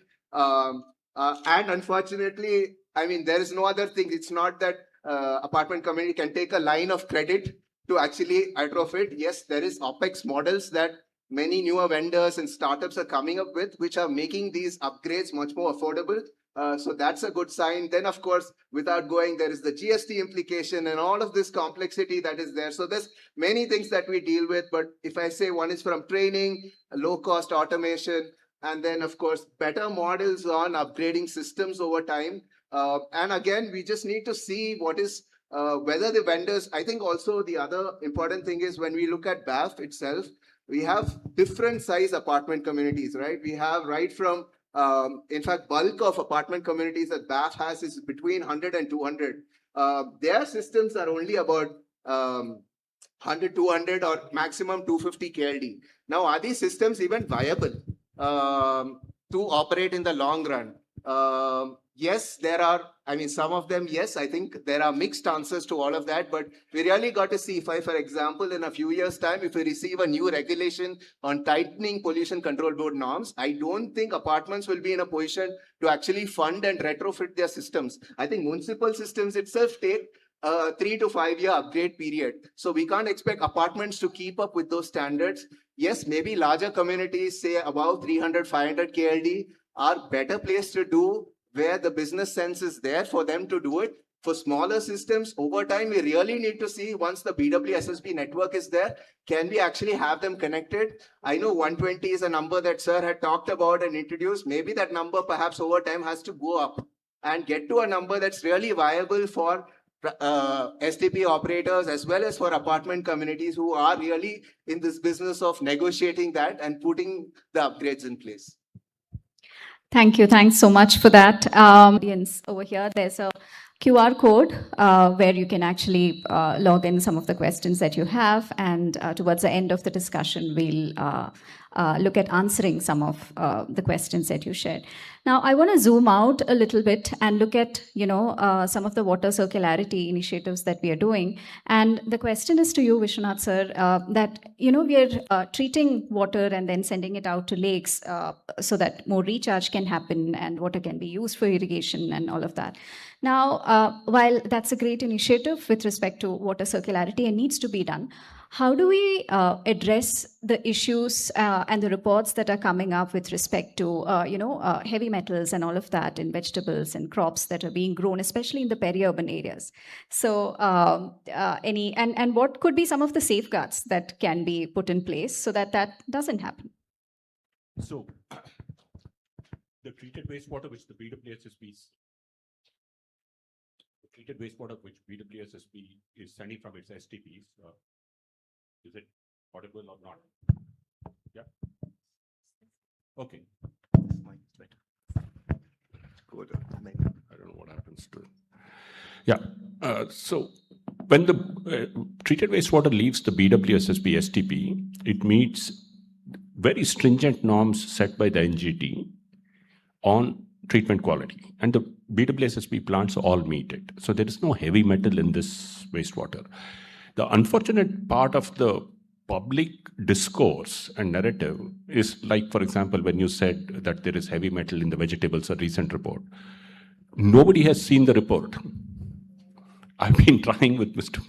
Mahesh of EMPRI to read what the report actually says, but without reading the report, we have come to conclusions many a time, right?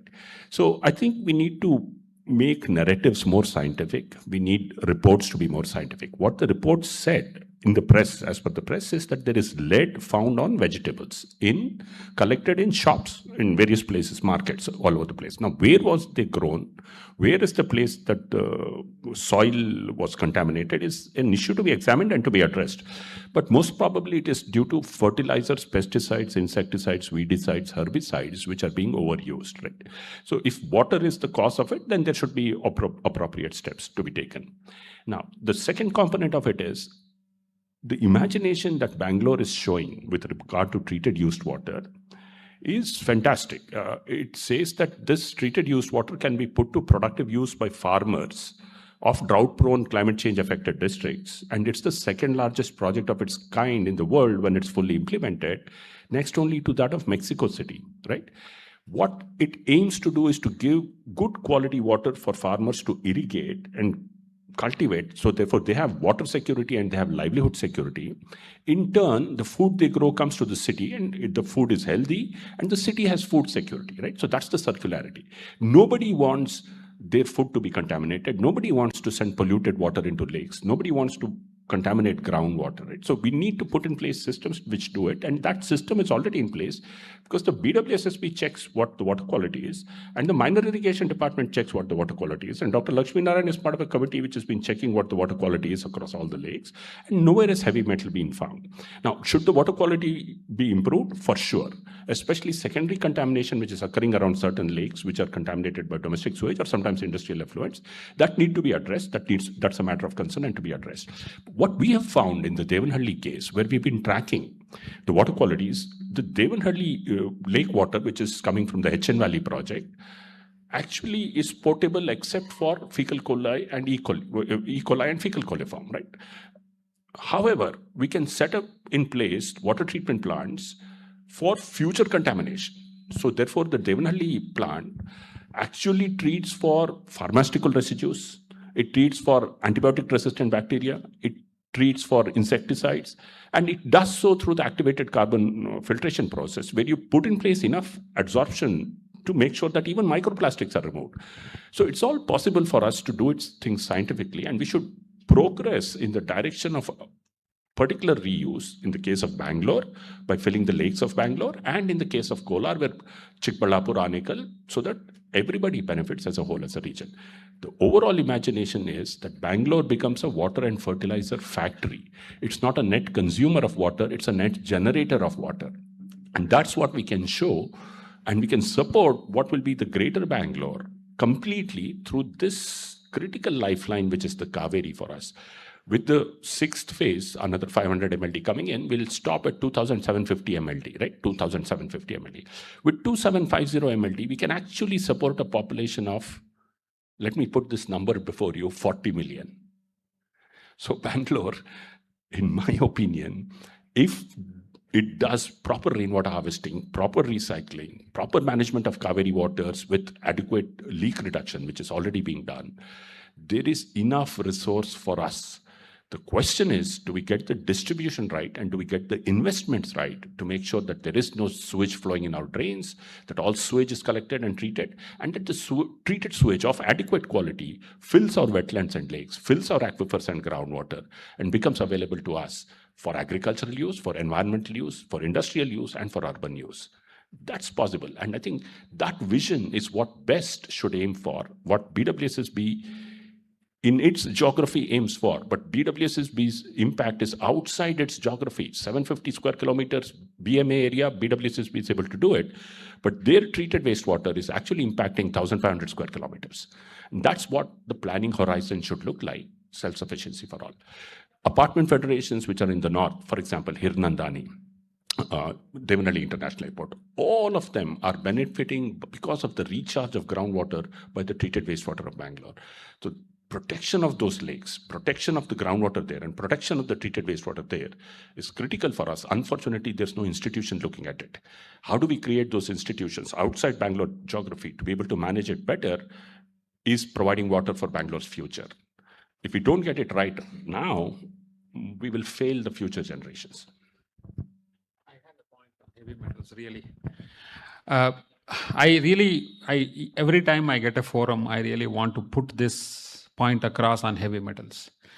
This is a bhuta that has been created to really scare you guys on, I think. See, what are we talking about? We are talking about sewage, the wastewater coming out from after use of human beings. You and I don't consume heavy metals, right? If we consume heavy metals, we are dead.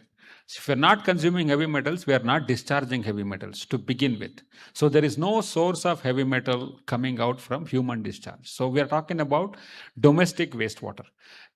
So where is heavy metal? There is no heavy metal. Next, you can say, during rainy months, there is urban runoff, there are lead recycling batteries that will go and then discharge water into my lakes. That is where is heavy metal. Okay, agreed. Even during the most rainy months, we have measured heavy metals. I have been monitoring heavy metals for the past 7 years. I'm still looking. The best of the best place to measure heavy metals is IISc Bangalore. We have the world's best equipment to measure even at the ppb level. Okay, so that's the kind of technology and infrastructure IISc has. I have 3 systems in IISc. In all the 3 systems, we have been checking for the past 7 years and we can't detect heavy metals. There is a chemistry. We have published papers that the thermodynamically heavy metal cannot exist in sewage because it has to precipitate out.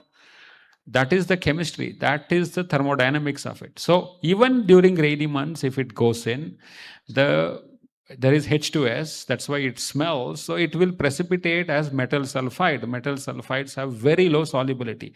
This is, those of you who have 12th standard kids, Kipps reaction is something that we all studied. So you would know this. It should precipitate out. Metal sulfides have the lowest solubility. So there is no risk of heavy metals, guys. So don't worry about it. If people have found heavy metals, I would request them, please send the report as what he said. I have not seen the report. We have been looking at heavy metals for 7 years. KC Valley project started in 2019. Since then, we monitor heavy metals, okay? Diligently we monitor. I'm yet to find heavy metals, any of them. We monitor all 17 heavy metals with the most precise equipment we have in India. Not possible. I'm not finding it. So, and I know I cannot find it. So anyway, that's the story. So don't get scared of this bhuta of heavy metals, okay? It's a bhuta created for various reasons. Thanks so much for that. I completely agree about how wastewater treatment and reuse is actually boosting water circularity in Bangalore and in the surrounding regions. And what really needs to be done is to amplify the positives of it and how it's really helping not just the city but the surrounding area, and not something that's not scientifically backed as yet. So now what we'll do is that the panel discussion would be interspersed by 2 flash talks, 3-minute flash talks by 2 innovators in the water ecosystem. And we'll come back to the panel after that. The first flash talk is by Genix. If I can invite Genix over to the stage to give the 3-minute flash talk.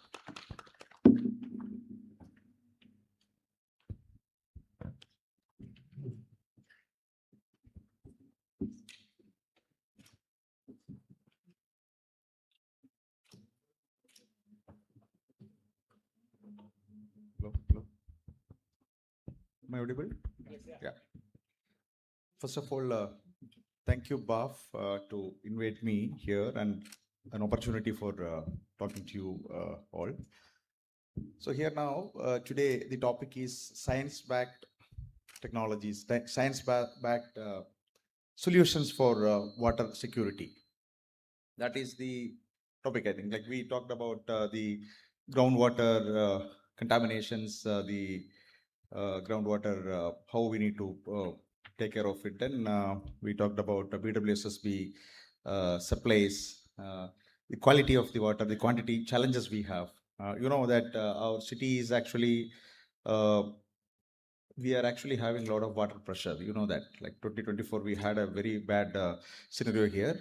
And being a wastewater treatment player in the market from past 25 years, so we have gone through a lot of challenges in operating and maintaining the STPs, especially in apartments, especially. We operate in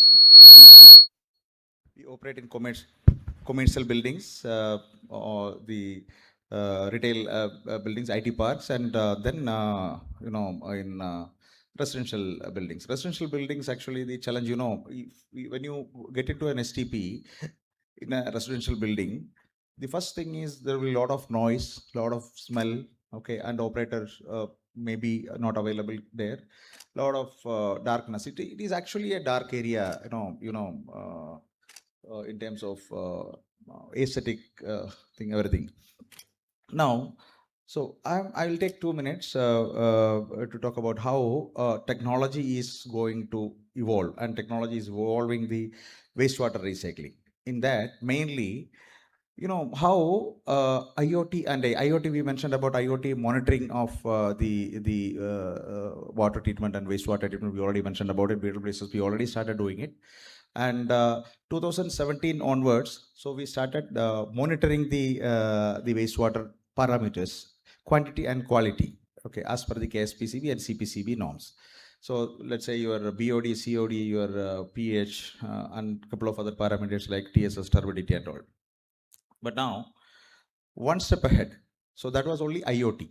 Okay, that was only IoT. Okay, we just collect the data, and we were seeing all this in the dashboards, and we take actions manually. But now the technology is even evolved. So now we are into a stage where we are collecting this data through IoT sensors, okay, and then we are processing it. We developed our own artificial intelligence system to react to that, okay, take actions. Let it be predictive actions, okay, preventive actions, and avoid the breakdowns. So here the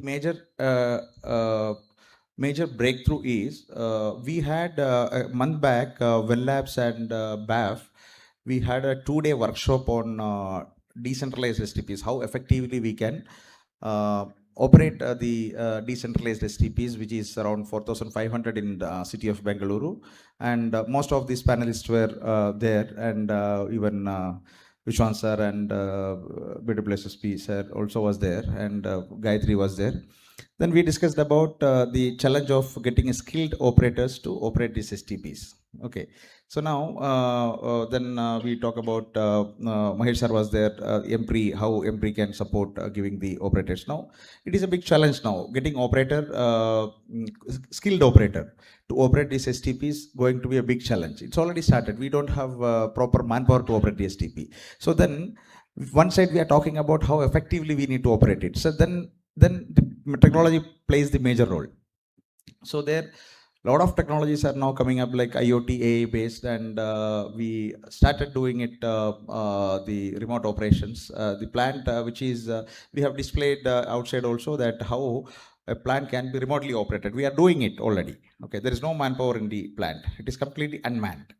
Okay, it may be people will surprise at wonder how it can be done. But it is that is what how the technology is evolving now.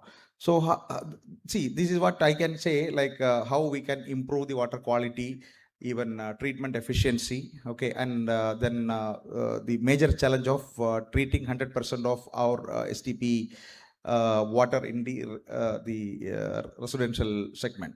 So commercial segment already using this treated water 100% back to their systems in cooling tower and boiler and many other applications. They are already using it for many years. But the biggest challenge in the residential apartments is, only 40 or 50% can be reused. Balance is actually we are putting it to the BWSSB drain, which is actually overloading the treatment again. Like we already spend money to treat that, but again we are overloading the system to treat again.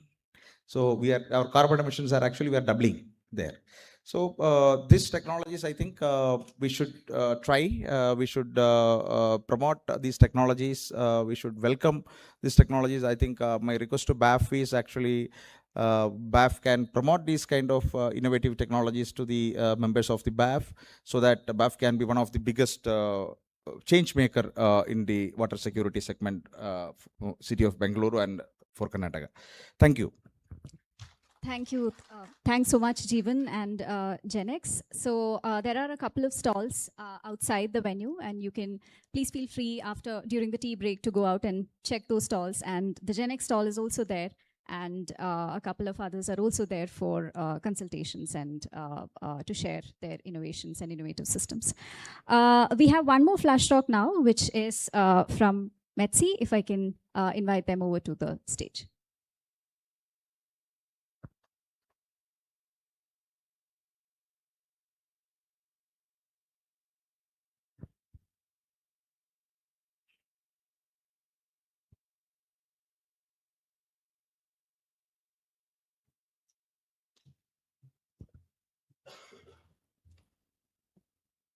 Good afternoon to everyone.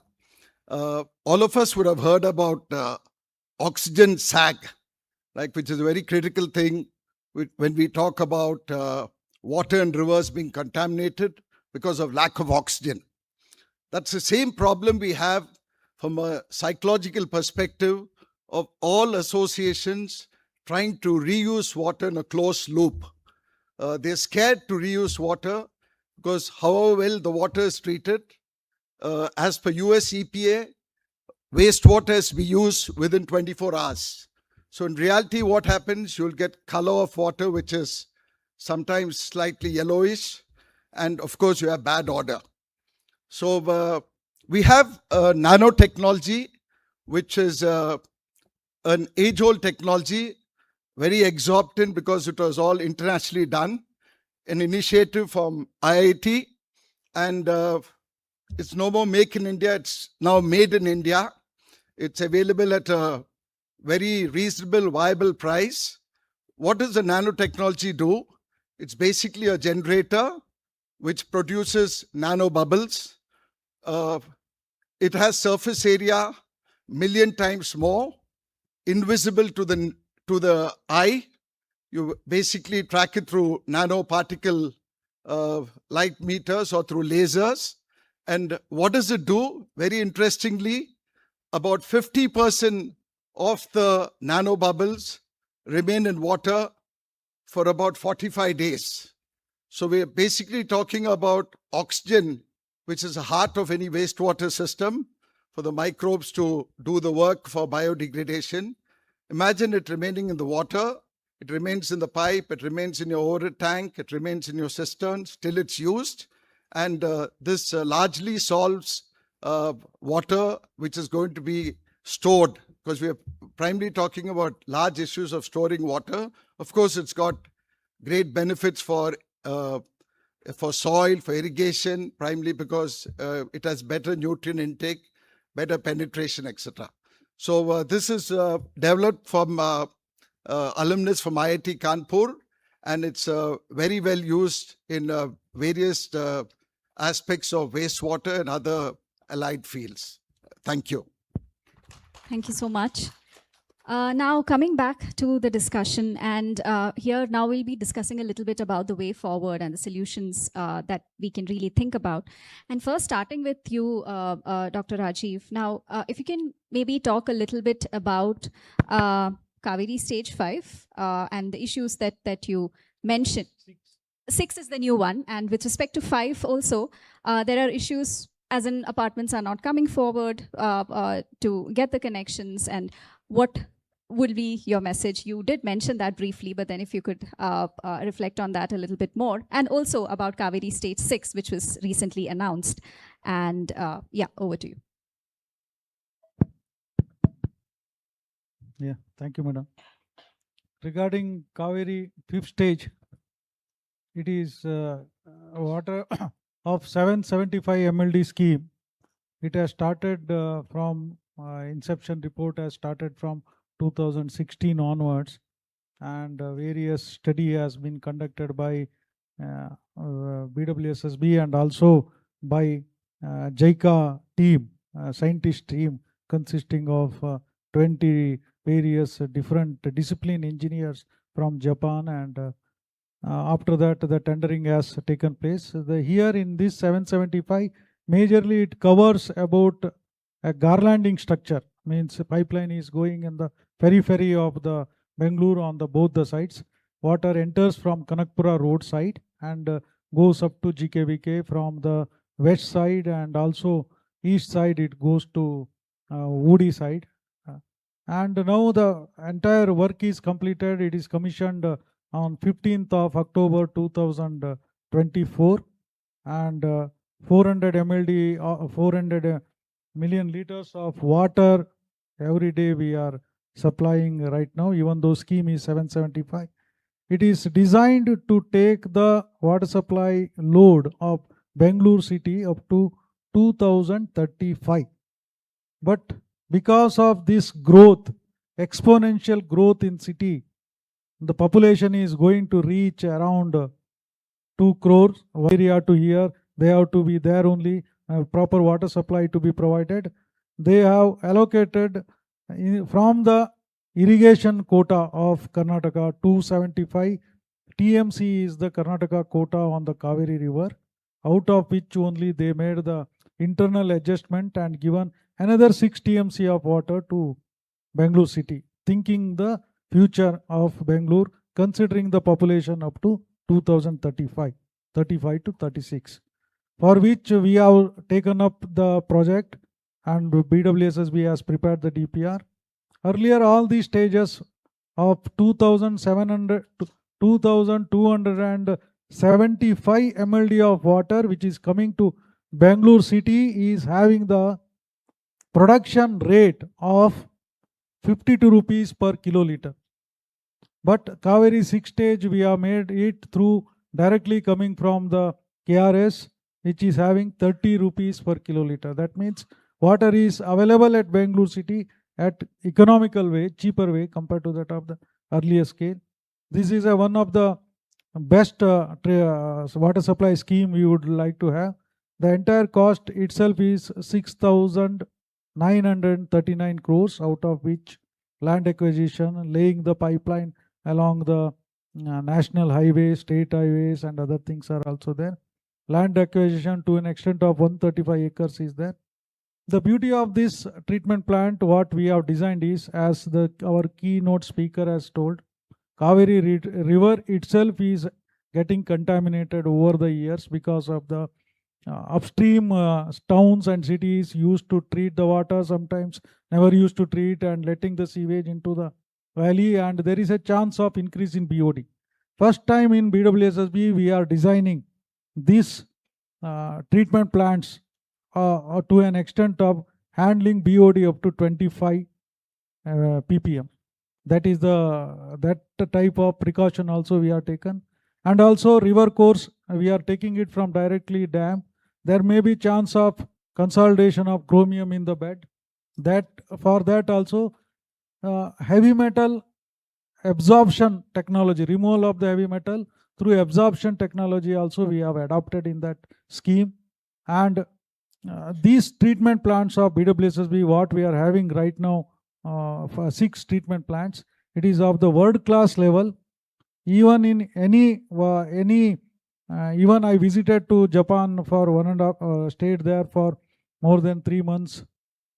Japan, our treatment plants are much par with the Japan technologies. They are also coming and seeing our technologies, and they are also praising BWSSB for the quality of the treatment plant, water treatment plant we have. Similarly, sewage treatment plant also. So this is the one of the best way. This water enters into the Bengaluru through Mysore Road now this time, and it moves towards the northern side of the Bengaluru. Water distribution will happen, and this water is made use for entire Bengaluru city. And government of Karnataka is very keen on this project to make sure that water is available to every citizens of Bengaluru and also surrounding areas of the Bengaluru city to the fullest extent. And there should not be any reason for non-availability of water for which Bengaluru growth has curtailed. That was the motto of government of Karnataka. That's what they are very keen on that. Now JICA has come forward to loan this project to an extent of 5,000 crores. Their engineers will study our entire DPR, and after that government of Japan will sign the agreement with the government of India, and it will be the most precious project, and it will be much assured project from government of Karnataka to the Bengaluru citizen that sustainability of water is available throughout its development. Thank you. Thanks. Thank you so much for that, sir. Now, my next question is to Professor Rao. And one question that has come up from the audience also, and also as a way forward, with respect to the STPs, decentralized STPs within these apartments. And if you are looking at retrofitting, and retrofitting is challenging or is a difficult option, could you throw some light on what if we have just grey water treatment systems, separate systems for black and grey, and what would be the benefits or positives of that? Yeah, good question actually. So for all greenfield projects or even for retrofitting projects, IISc has developed, actually one of them, our technology has also been adopted in Good Earth. So if you go see Good Earth, we have given a technology where we separate grey water and black water and treat them individually. Okay, so in your household, 20% is only black water. So the black water is the water which is coming in from your toilets and your urinals. The rest of it is coming in from your kitchens or your laundry or your from bathrooms. That's grey water. Okay, so if you treat them separately, the cost of treatment drops significantly. You don't have to treat them together. Because we were mixing them together, so we mix 20% of this stream which has got all these pathogens and also shit and urine with it. Now you are going to dilute it and then treat it. So the cost will go up, and also this problem of acceptance of reuse will also become a question. So because psychologically we are thinking, I'm now reusing the water which has gone through my toilet, right? So that's also a psychological barrier. There are technologies which can separate. You don't have to separate them as well, because your pipelines which are connecting your urinals and toilets, they are a 4-inch pipeline or a 6-inch pipeline. They are big pipelines, whereas all other pipelines are 1-inch pipeline or a 3/4 of an inch pipeline. So anyway, you are collecting them separately. They are coming down into your basement. That's where typically your wastewater treatment plant is. But at the inlet, you mix it. Why do you have to do that? You don't have to do that. You can separately treat it. This 20% of the water don't have to disinfect under subsurface irrigation. You can send it after removing BOD, COD. Okay, whereas the remaining 80% that you have, you treat it to an extent where you can reuse. Then you don't have this problem of swelling of water, yellow color of water that was mentioned a few minutes ago. So all of that goes away. So there are technologies which can separately treat it, and your treatment cost will come down significantly. So for small STPs, your treatment cost can be anywhere between 20 to 30 rupees per KL. So if you operate it very well. There were a lot of questions on, we don't have skilled operators to do that. I agree. I have also seen many apartment complexes. I have visited last summer, and this summer also, I'm sure many people will call to troubleshoot their problem. But there are courses available to upgrade yourself to treat STPs. You don't have to measure everything. You talked about measuring high fundu parameters. You don't have to do that. Just look at color. We know whether it is working or not. So there has to be some training. There are courses available. I'm sure MPRI might have some courses. IISc also has some courses on upgrading the manpower for these things. And if you maintain it very well, the problems I've seen when I went there, apartment complexes, as what he was saying, they're all inherited to them. When they are undersized, I also feel that because your water treatment, it was designed for an XMLD, but now you are using YMLD, which is greater than your XMLD, so it doesn't treat very well. They don't know how to operate it as well. So there is a complex problem, because by the time apartments gets completely occupied, the builder has passed on and has given off his responsibility to this association who don't know what to do, and there are no experts of operating it, and now they have inherited this beast which they don't know how to manage. So that's the problem, and they look at it like a white elephant because they are pouring money at it and it is not working. Simple things have to be done to make it work, and it's a biological system. So you need to understand how a biological system works. Unlike your chemical plants where you turn on a button and you see the result in the next 24 hours, it doesn't happen that way with a biological system. So there are experts, consult them, they will come and help you fix the problem. So multiple levels are there. So you need to look at it in a scientific way and solve it. So that's what my suggestion is. So for greenfield projects, all apartment complexes definitely look at separating gray water and black water and treat them separately and reuse them separately. So your treatment cost will come down. So we did a plant that was 110 apartment complexes. That was then, I think it was close to about 10 or 12 rupees per KL. That's how much was the treatment cost. Okay, so you buy water at 100 rupees per KL if you buy from tankers. Now it is 10 rupees, 12 rupees per KL. If you mix it, then your treatment cost will go up, and then you also have issues of reusing it. So yeah. Thank you. Thanks so much. My next question or request for a reflection is both from Vishwanath sir and also from Professor Rao, you too. Now, there are, with the present policy, it's like 120 units, you need to have an STP, right?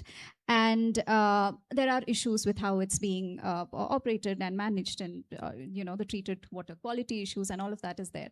Now, going forward, there are two pathways. One, we bring in more innovation, improve these systems, have more localized reuse. Or the other way is you have the centralized networks capacity increased, and ultimately it gets connected to these centralized networks. But then the question of localized reuse, what happens over there? If both of you could share a few thoughts on that. First, Vishwanath sir, if you could start. So here's the thing with centralization and decentralization. Already the BWSSB has 34 wastewater treatment plants, and once all of their treatment plants will be there, there'll be more than 62 of them, or 78. So the BWSSB is already decentralizing. Its treatment plants are now smaller in scale than the old 400 MLD, 250 MLD. They've all come down, right? And I was just discussing with Dr. Rajiv, the cost of treatment in their 60 MLD treatment plant in V Valley, which actually includes disc filter, we did a recent calculation, is 7 rupee 83 paisa per kiloliter. You can't beat economies of scale and the professionalism of running a wastewater treatment plant. You can't expect it in an association. You can expect it with the BWSSB because they have the monies, the technology, and the skill set and the capacity to be able to do it. So for me, when you say 120 KLD, remember that 120 KLD rule is only in areas where there's already BWSSB infrastructure. But if there is no BWSSB infrastructure, it's mandatory for a set of 20 flats and above, 20 right? units. 20 units. Yeah, so it's even smaller than that. So 120 is a misnomer. 120 is where BWSSB lines are running. And for me, for the life of me, it beats me as to why associations should be running a sewage treatment plant when the BWSSB lines are running next to it. And the BWSSB is perfectly capable of designing and running wastewater treatment plants and then reusing the water absolutely well, right? So the law itself, for me, if you ask my personal opinion, is a suboptimized, shall I dare say the word stupid law. That's what it is. So as things go along, as we develop, we should develop we should work on watersheds, sewage sheds, and aquifer sheds. These three sheds simultaneously. The BWSSB's greatest difficulty is finding land for setting up an STP. Now, if you are able to identify 5% of every lake adjacent to the lake, 5%, and if we get the NGT approval, then the location of the STP is done. The lake's water quality will be maintained and filled by the BWSSB. Groundwater levels will come up, and the apartments will have good enough groundwater for them to use in addition to the BWSSB water, and tanker water suppliers will have that water. Take the example of Dodbamsandra Lake, which is in the north of Bangalore. The BEL has set up a 10 MLD STP, wastewater treatment plant, with their own CSR fund. They take a portion of the wastewater, the rest of it fills the lake. The groundwater table is so high that the tankers have absolutely no problem in selling the water at 500 rupees a load, right? So it's possible to make water cheap if you think decentralization for the BWSSB. Now, for the apartments, I would argue that it should be a matter of choice. If you want to do it, if you have excellent capabilities, you're confident, and the builder has given you a great STP, and you have the capabilities of dual plumbing and reuse, by all means, that choice should be there. But to force it on them is, in my opinion, not the right way to move. And I think the BAF should be in dialogue with the BWSSB and the PCB to arrive at a not so forced weaponization of STPs that has now happened in Bangalore city, which we glorify. But remember, it's such a health hazard. If it doesn't function, if the raw sewage is being let out, now there's a potential that 4,600 raw sewage outlets will be letting out wastewater everywhere, right? So that's the risk that there is.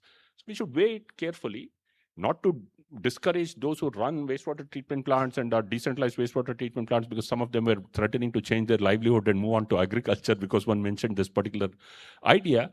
But to work together to make things which are realistic, possible, and cost effective and good for the city, right? So that's the way we should go. Yeah. What? He has answered the question. No, if you have any reflections on that, otherwise it's No, a couple of problems when I was discussing with BWSSB people. Apartment complexes, if they can treat it very well, as what Vishwanath was saying, I think you should treat it and reuse it locally. That makes sense. What doesn't make sense is, letting it out untreated. That definitely is not a good thing to do, because that will go and contaminate your surface water bodies, and then eventually you're contaminating many more things. Then after treatment, you connect it to your UGD network, or partial treatment, you connect it to your UGD network. That's even worse, because your water coming into your STP will have a very low food to microorganism ratio. Your sewage is diluted, and then they have a problem of not treating it very well. So they're having bigger problems. So they get diluted sewage at the inlet because you are already partially treating it. So that also becomes a problem. So these are the things that you have to look at. Definitely managing an STP, I don't think it's a very complex thing, maybe because it comes naturally to me, but it's not a very complex thing. Read a few things and you should be able to manage it. And then if there are courses available to manage it, it's not a rocket science. It's just a simple system. More difficult than rocket. Rocket science is easier. Well, I don't know. It shouldn't be that way, though. That's what I feel. That it's just that. Just go through a simple training and then you should be able to manage it. It's not a complex system. It's a biological system. It's how a cow's stomach would work, or any stomach would work, right? It's a biological system. It's just you're using bacteria to treat it. So there's simple ways of doing it, but if you don't know it, then yeah, it becomes worse than rocket science. So what I'm hearing from both of you is that it's not that decentralization or what's already there should be completely taken off, but then we need to look at a pathway or think of a mechanism where both of them can go together. If I hope there's agreement on that. Now I want to come to you, Rajesh, and now with the new policy change, as there was a discussion before this also, that the policy change kind of says that, hey, now you're allowed to sell 50% of the treated used water, generated in the apartment outside the fence, which was not allowed before, right? It was illegal. So now the policy change has happened, but you need to make it happen on the ground too, right? So what is the roadmap that BAF is thinking about with respect to this, and what are the different challenges? Who all needs to come together to make it happen? Sure, thanks for that. Before that, I just want to say, so I think in our BAF system itself, in the previous round, we talked about challenges. So we have set of apartments which are having these challenges managing STPs, but we also have a significant number of them who are managing it well and coming back to us with a question of what to do with the excess water, right? And that's what triggered us. It's a journey of every policy change to actually work with also research institutes to actually put forward the argument that, zero liquid is a misnomer, and then you are supposed to, if you're treating it well, why waste the water, move the conversation forward. So if I focus on really that, pushing that, unfortunately, even though we got an MOU signed with the BWSSB that we're allowed to sell it at 8 rupees per kiloliter, not much traction has happened since, as you rightly pointed out. And some of the things that we are thinking, actually, I think in that case, instead of pilots, I think we have done enough pilots. I think at this point to say, we have to move the conversation from pilots to why is it not scaling? And that's what we're taking. We've done pilots, in fact, including with well labs of parks. We've also have plenty of examples that people have talked about, that you can take the water, treat it to a higher standard, supply to industries, and other things. We're also in conversation with the new GBA, the commissioners, who are the new commissioners in place and briefing them on what are the potential local sort of low risk non-contact purposes that we can use for. And very recently, some of these conversations we've been having as part of, some of us have been part of a committee where we've been deliberating together with the DWSSB in terms of what is the way forward. So all of us have figured out, we've done these pilots, but we got to crack how to do this at scale. And that's where we're thinking, okay, let's talk to what are the new possibilities happening. Let's go back to these commissioners. Let's examine what we can do at local grids, at each of these corporations, wherever these apartments are there, where the STPs are well functioning. We can easily figure out, set up systems to ensure STPs function well, in terms of just setting up very simple monitoring systems, either automated or maybe empanel them on a water quality network sort of system. So that can take place. The question is to match the demand and the supply, right? That's what we want to crack. And we've been in conversation, many others, we're still conversing around that. I'm guessing over the next 6 months to a year, we'll get around to cracking that. I know it's not one answer that we have. We'll have to look at a multitude of options. And that's why we want to work even with the BWSSB wherever possible. Maybe they can take some of this water and treat it to a higher level if they have facilities available. And then, already you have private players that are coming in and offering to connect to industries. I think industries itself are showing interest. The BWSSB itself is supplying a lot of water to KIAL. All of that is treated water that can be reused. So there are all these pilots. I think we just need to focus on how to crack it. I think everybody has to be involved, be the government, stakeholders, communities, and of course the lakes, and to ensure that even if you release it in the lake, what are the safeguards has been discussed. So all of this has to really come together. That's why it's going to take some time and some amount of maturity to move from this pilot to scaling. I have 2 points to make on this. I have also visited some apartment complexes where STPs are working very well. So why don't you create a best practice of it and circulate it to other STPs which are working well? So that will also help. Point number 1. Point number 2 is, I think KSPCB came up with a rule that all new construction should use treated wastewater. I think Rajiv's PhD is on treated wastewater for construction. There are so many new constructions coming up with apartments, right? You guys are building so many. I heard a number, some 11,000 some things are coming up. Apartment complexes are coming up in Bangalore. So much construction. So you can use treated wastewater for construction. He has done a full PhD on it, and he has said that it is good. I think there is no problem in using that. So that's a big industry that you can tap for construction. Last but not the least, you can definitely store that water on your on your ground and recharge groundwater. That will improve your groundwater levels at the end of the day, right? So these are things possible. Okay, that's something that you have to go back and look at it, why it is not permitted, because it is treated wastewater. You are doing it in lakes, right? BWSSB is already treating the wastewater and filling it into lakes. If they can do it, your apartment as a complex, you should also be able to do it. They're doing it because that's what is BWSSB doing at a large scale. So as an apartment complex, you should be able to do it, right? They're doing it at a large scale. They are doing it now. 865 MLD is being recycled to do the groundwater recharge all around Bangalore. Why not do it inside Bangalore in your own campus? That's a logical question to ask, right? So that's the kind of conversation I would have with KSPCB, saying that, look, they are doing it. We will also do the same thing in our own campus. Our groundwater only will improve at the end of the day. We are treating it to the best level. Correct? So I don't know. These are the kind of things that I would talk to. But construction industry is something that I would definitely look at as a potential reuse method. Yeah, I think the law for construction is already there, and they are mandated whenever they apply for permission that you're not supposed to dig bore wells. They are supposed to use this thing. But I think there are concerns around that. Maybe that we need to also have builders as part of this conversation and see what are their own sense of, maybe there are some perception issues of reusing treated water for their construction where, in terms of their marketing, we really need to also have them as part of this larger conversation and see, what are their concerns and how can we alleviate some of that and take it to the authorities. We did a study also, and it was no problem. Yeah, thank you so much for that. Maybe just one more question to Vishwanath sir, and then we will go over to another flash talk is there are these new ideas like injection wells and hydrofracturing and all of that that's being proposed and talked about a lot, where maybe treated used water can be used for injecting into aquifers.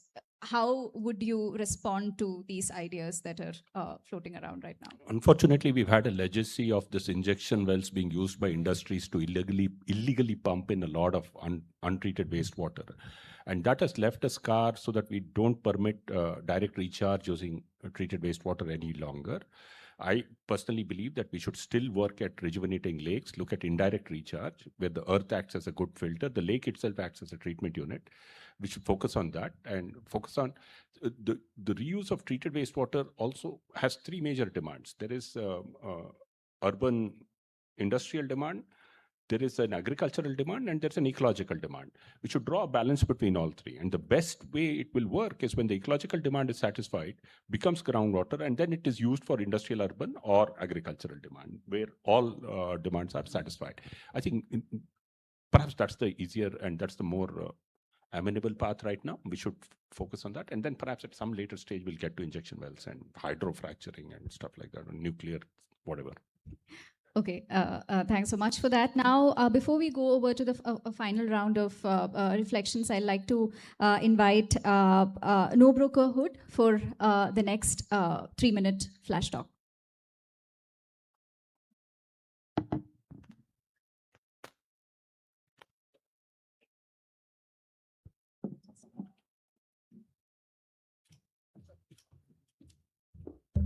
All right. Good afternoon, everybody. Namaskara. So, well, I would say at No Brokerhood, we don't have the technical expertise to comment on a lot of discussions here. But what we do have is a lot of engagement with gated communities.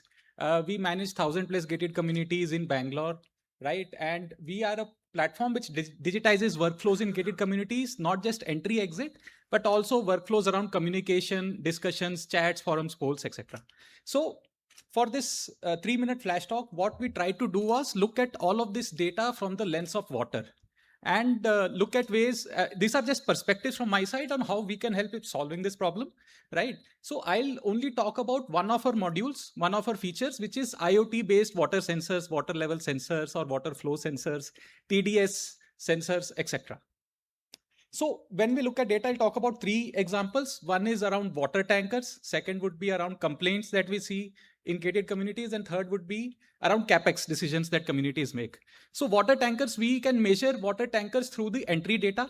What we see is 1 lakh plus entries of water tankers over the past 1 year in communities we manage, which is 300+ entries a day. So water tankers are in a way part of the infrastructure here in Bangalore.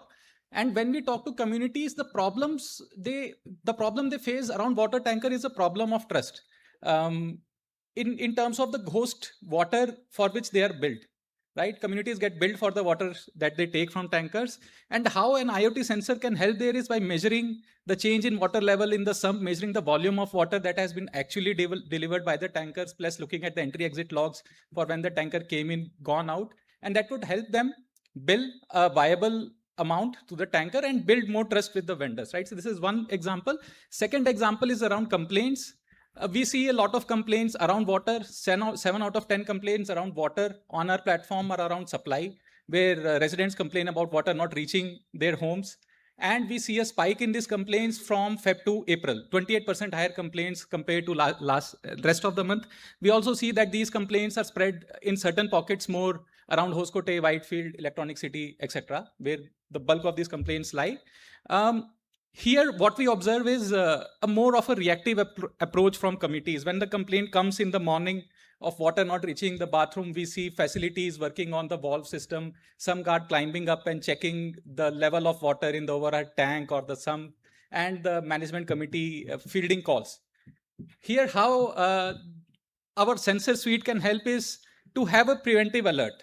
Right? If in the night or the previous evening you see the water level going below a threshold, that can generate an alert that can go to management committee members, and that can help them prevent coming to this problem. And of course, based on the trend of help desk complaints, etc., they can also predict when these complaints rise, which part of the year. If they have trends around water consumption, they can see that, water consumption is now growing. I mean, we are coming to a stage where our consumption is growing, so we need to plan. We maybe need to order water tankers in advance, or we need to start measures around saving water. Third element I would say is around capex. We have polls as a feature. We have discussion forums where discussions happen around capex.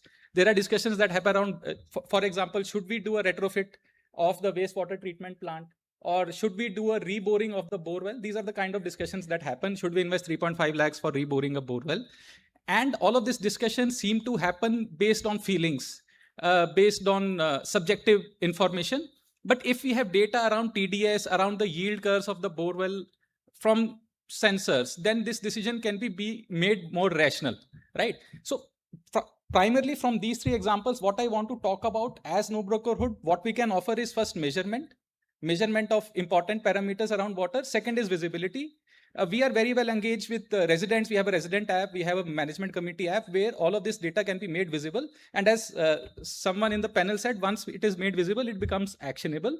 And to help with the action, we also provide platforms through which communities can poll, residents can discuss with each other and come up with actions which are sustainable and which actually drive change in the long run, right? So that is how I think no brokerhood can help with this problem around water management, reuse, and resilience. On the broad level, what I would see as a value add from no brokerhood overall is we are very well engaged with the last mile, which is the gated communities, with the residents and with the management committee members. And that is where actually gated communities in a way are a microcosm of the entire city. So that is where actually no brokerhood can help BEST and BAF do better, right? That's all from my side. Thank you. Thanks so much. So please do visit their stalls outside the venue, and please do engage with them and get more insights on their innovations.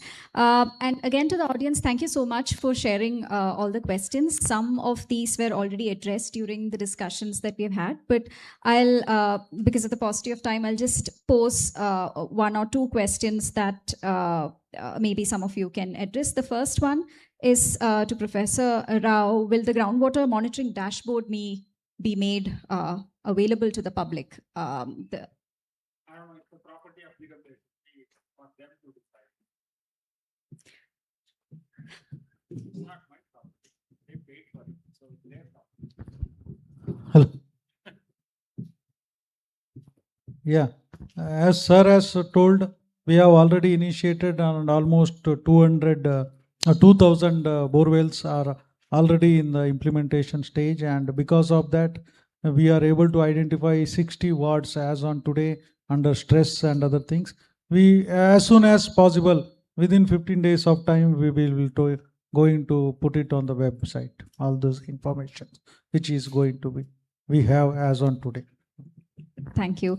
Another question is, again, this is more of a generic question. We have things like Sanchari Kaveri and Kaveri Stage 5 and all of that. Is this actually having an impact on the private water tanker market? Are the prices coming down, or is there lesser demand for private tankers? This, I think, Rajesh or BWSSB, any Rajiv sir, either of you could answer. Yeah, definitely surface water is much cheaper than any of the tanker water. Whatever the surface water you are going to get will be in the subsidized rate. Maximum the kiloliter it will be of 30 rupees or 35 rupees, maximum to that extent. Tanker, they will charge 6,000 liters, they will charge around 1,000 rupees as on day. It is why we have initiated Sanchari Kaveri. In Sanchari Kaveri, BWSSB surface water will be supplied as the same cost of the water which is going to be supplied. Only the transportation charge, it is no loss, no profit. It will be, it has to be loaded to the cost of the water tanker. Definitely, the water tanker from BWSSB will be much cheaper than that of that. So that's what we are having, plenty of surface water. You make use of that water, and always we will, BWSSB is having one aim, that it is not only the supply side. We have to always the demand side also we have to look into it. It may be in city level, municipality level, or household level, or in the apartment level. You should have the water audit. How much surface water you have to take, how much water available with you, make use of that water. If you do the balancing of water balancing, if you do, definitely, as sir has told, treated wastewater. Treated wastewater in future after 10 years, it will be sold. Treated wastewater or raw sewage itself will be sold. Rainwater collected from your house will be the highest source of revenue for you in future. It is going to happen because water is the scarcest commodity. Without water, we cannot use. We don't waste water, conserve the water. 135 or 150 is the national standard of LPCD, but we can conserve the water. Even in my house, I am using rainwater, stored water for washing the cars, washing the floors and other things. Even though I am not having STP, but my balancing is like that. Vegetable washed water I am using for plants. I am not using RO water for any of the purpose, filter water only using. So it has to come from individual level to save the water balancing has to be done. It is just like a money. So treat your water, account your water. It may be sewage, or it may be rainwater, or it may be Kaveri supplied water, or the bore water. Use it very preciously. Definitely, then we will definitely will understand the cost of the water. Thank you. Thank you. Just one final question among the lot. Again, I think this is again to you, Rajiv sir. Will 24/7 water supply become a reality in the city? Will 24/7 water supply? Every water utility aim is to achieve 24/7, definitely. But the terrain of the Bengaluru city is not like as flat any other city like Mumbai, Chennai, or it is having huge undulations. And for 24/7, the location, strategic location of water tanker or OHD is the major thing. In Bengaluru city, we are having a lot of undulations. Most of the south side, we can able to reach 24/7. Our aim is to reach 24/7 in future, for which our old infrastructure has to be replaced. 24/7 will consisting of water continuously. It is the good practice adopted by developed countries. Water will be supplied to your delivery point at some certain pressures for 24/7. We are going to achieve that, for which huge infrastructure is required. That is, the old pipeline has to be replaced. We are working, sorting out the things, how to do that, and what are all the ways to do that. Once we will get the Kaveri 5th stage fully commissioned, Kaveri 5th stage, not the 6th stage, fully commissioned, we will able to concentrate on 24/7. Definitely it will be a dream for us also. We are going to achieve in future, but we cannot say at what date. We are having a plan of 2030. We will work towards that. Thank you. Thank you. Thank you so much. The rest of the questions, and if there are any additional queries, please do interact with the experts during the tea break time. Now we move over to the final round, final concluding. If any of you have any final thoughts on what could be the short-term or long-term actions that are required for water security in the city. I think we talked a lot about actions and great suggestions. Couple of things which I wanted to add is we have communities that are doing well. They should be recognized. There was a Green Star system that the BWSSB sort of introduced, and we've been having conversations with the chairman around what are incentives for communities to do better, right? This will allow those who are doing well to continue to do well because they are getting sort of incentives. It could be the BWSSB tariff or other sorts of mechanisms that reward them. This will allow the rest of the job, I think the BAF network itself will do by really curating these practices and spreading. We also believe a lot of that is happening in peer-to-peer learning. So the more good practices that we share with our network, others come and learn and implement those. Yeah, I would like to summarize in 3 levels. Individually, what an individual should do to do water conservation and to be water more aware, then at an apartment complex level, and then as an association as BAF, right? So individually, you should conserve water, guys. If you are using more than 100 LPCD, you are really abusing water, okay? So start looking at how much water do you consume. Stop using pressurized rain showers every day. A bucket and a mug works best. You don't need more than 1 bucket of water. 1 bucket is also a luxury. Half a bucket is more than enough for your shower daily, really. You don't need that. The moment you stand and start sinking below a rain, you don't know what is going on. So, a 1 minute shower will become 10 minutes and you have wasted so much water.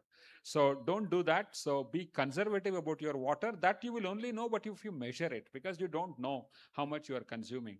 I know Vishwanath consumes 0 because he lives only on rainwater. So there are people even in Bangalore who live only on rainwater. They have no BWSSB connection. Even for drinking water, he has systems where he lives on rainwater. Okay, so as an individual, we don't have to go to that extreme. If you can, that would be very nice. But as an individual, definitely you can look at it, conserving water, whether you are in an apartment complex or an individual house. That's one.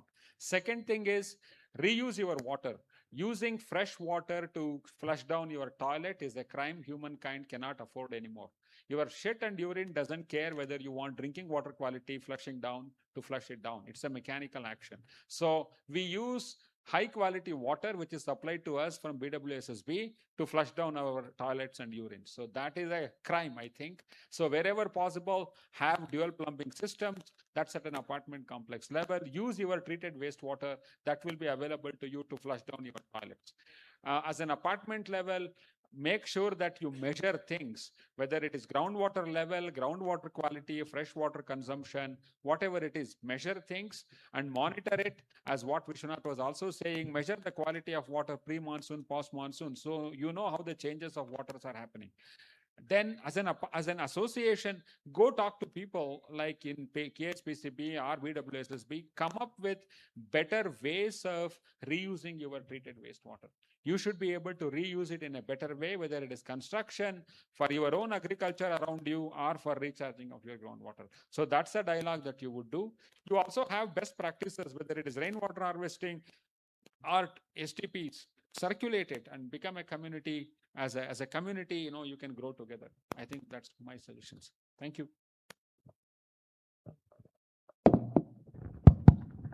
So for all the audience, all of you, my sincere request is, please become our consumers first, pay our bills regularly, okay, so that I can serve you in much better way, okay, and improve my service levels. That is from my side. I will assure that the Bangalore will definitely get proper water supply throughout. Only in summer season, because of the local power failures, because we have a lot of undulations, we have to pump the water in intermediate level at the local level. If power failure is there, then only the possibility of water supply interruption in the local level. Otherwise, our pumps of all 3 stages are working 24/7. Not even 1 minute also we are not stopping the water supply to Bangalore city. At that level, at that efficiency, we are working. Because exclusive, like sometimes Vidhan Sauda may not get the power, but our TKLE, Tatguni and Arovalli 3 pumping stations are continuously getting the water supply. We are there to pump the water. Even during the COVID period also, you might have seen not even 1 interruption of water treatment, sewerage service or water service from our side. So dedicated team is there. Help us. Please don't take any illegal connections. Take legal connections. Become our consumers. Pay our bill regularly. Treat your wastewater properly. Don't let the untreated sewage into the stormwater drain or letting it to our drain, our sewerage network. Please use it yourself. It is a precious water. Use yourself. Make the consumption less. Surface water consumption as far as possible. Thank you. Listen to Dr. Rajiv and enjoy your chai. Thank you so much to the audience and all the experts over here. So together, I think if we come together and work together, both the utility and the RWAs and all the other stakeholders, there's definitely a chance that Bangalore can thrive through the next summer, hopefully. Thank you so much, and please do enjoy your tea outside. Thanks. A heartfelt thank you to all our distinguished panelists for a truly engaging and a thought-provoking discussion. Your diverse perspectives and practical insights have deepened our understanding of sustainable water management and strengthened our collective commitment toward building a more resilient and water-source Bengaluru. Today's conversation has clearly shown that water security is not the responsibility of one institution alone. It requires collaboration between government, researchers, communities, and citizens. And this dialogue is an important step in that direction. As a small token of our gratitude and appreciation, may I now request representatives from Bengaluru Science and Technology Cluster, Mr. Anantaraman, and Bangalore Apartment Federation President Mr. Satish Malya to kindly come forward and present mementos to our esteemed panelists.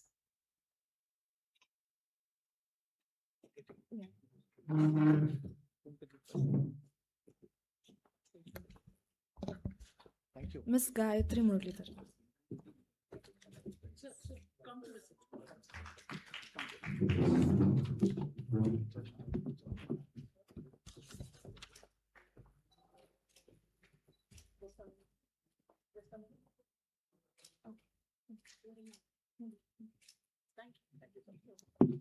Mr. Rajesh Ramamurthy. Thank you.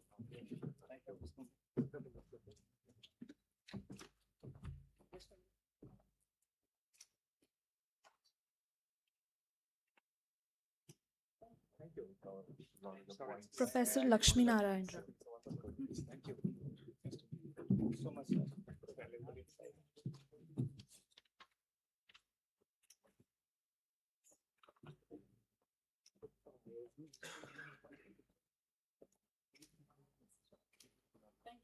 Dr. Rajiv K.N.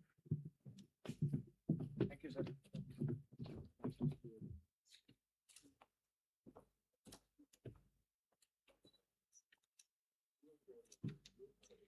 And Mr. Vishwanathan S. Thank you so much, sir.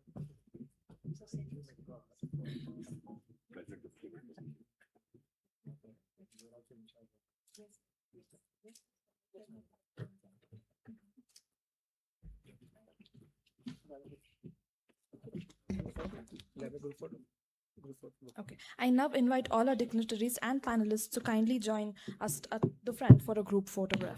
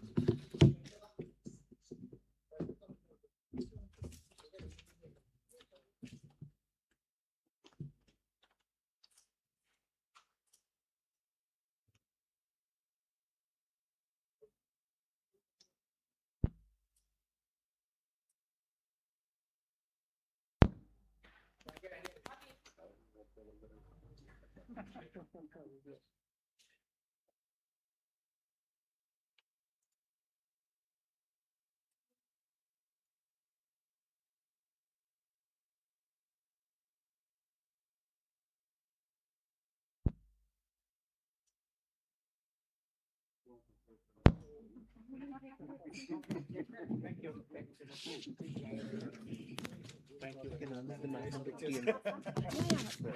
Next. Next. Thank you. Okay, before we disperse, we are delighted to share that the next episodes of this public lecture series will be held on March 28th, where we will take up another pressing urban challenge, urban mobility. In a rapidly growing city like Bengaluru, mobility shapes everything from air quality and productivity to equity and quality of life. Yeah. Thank you all once again for being in such an engaged and thoughtful audience. We look forward to seeing you in the next episode. Thank you. Thank you.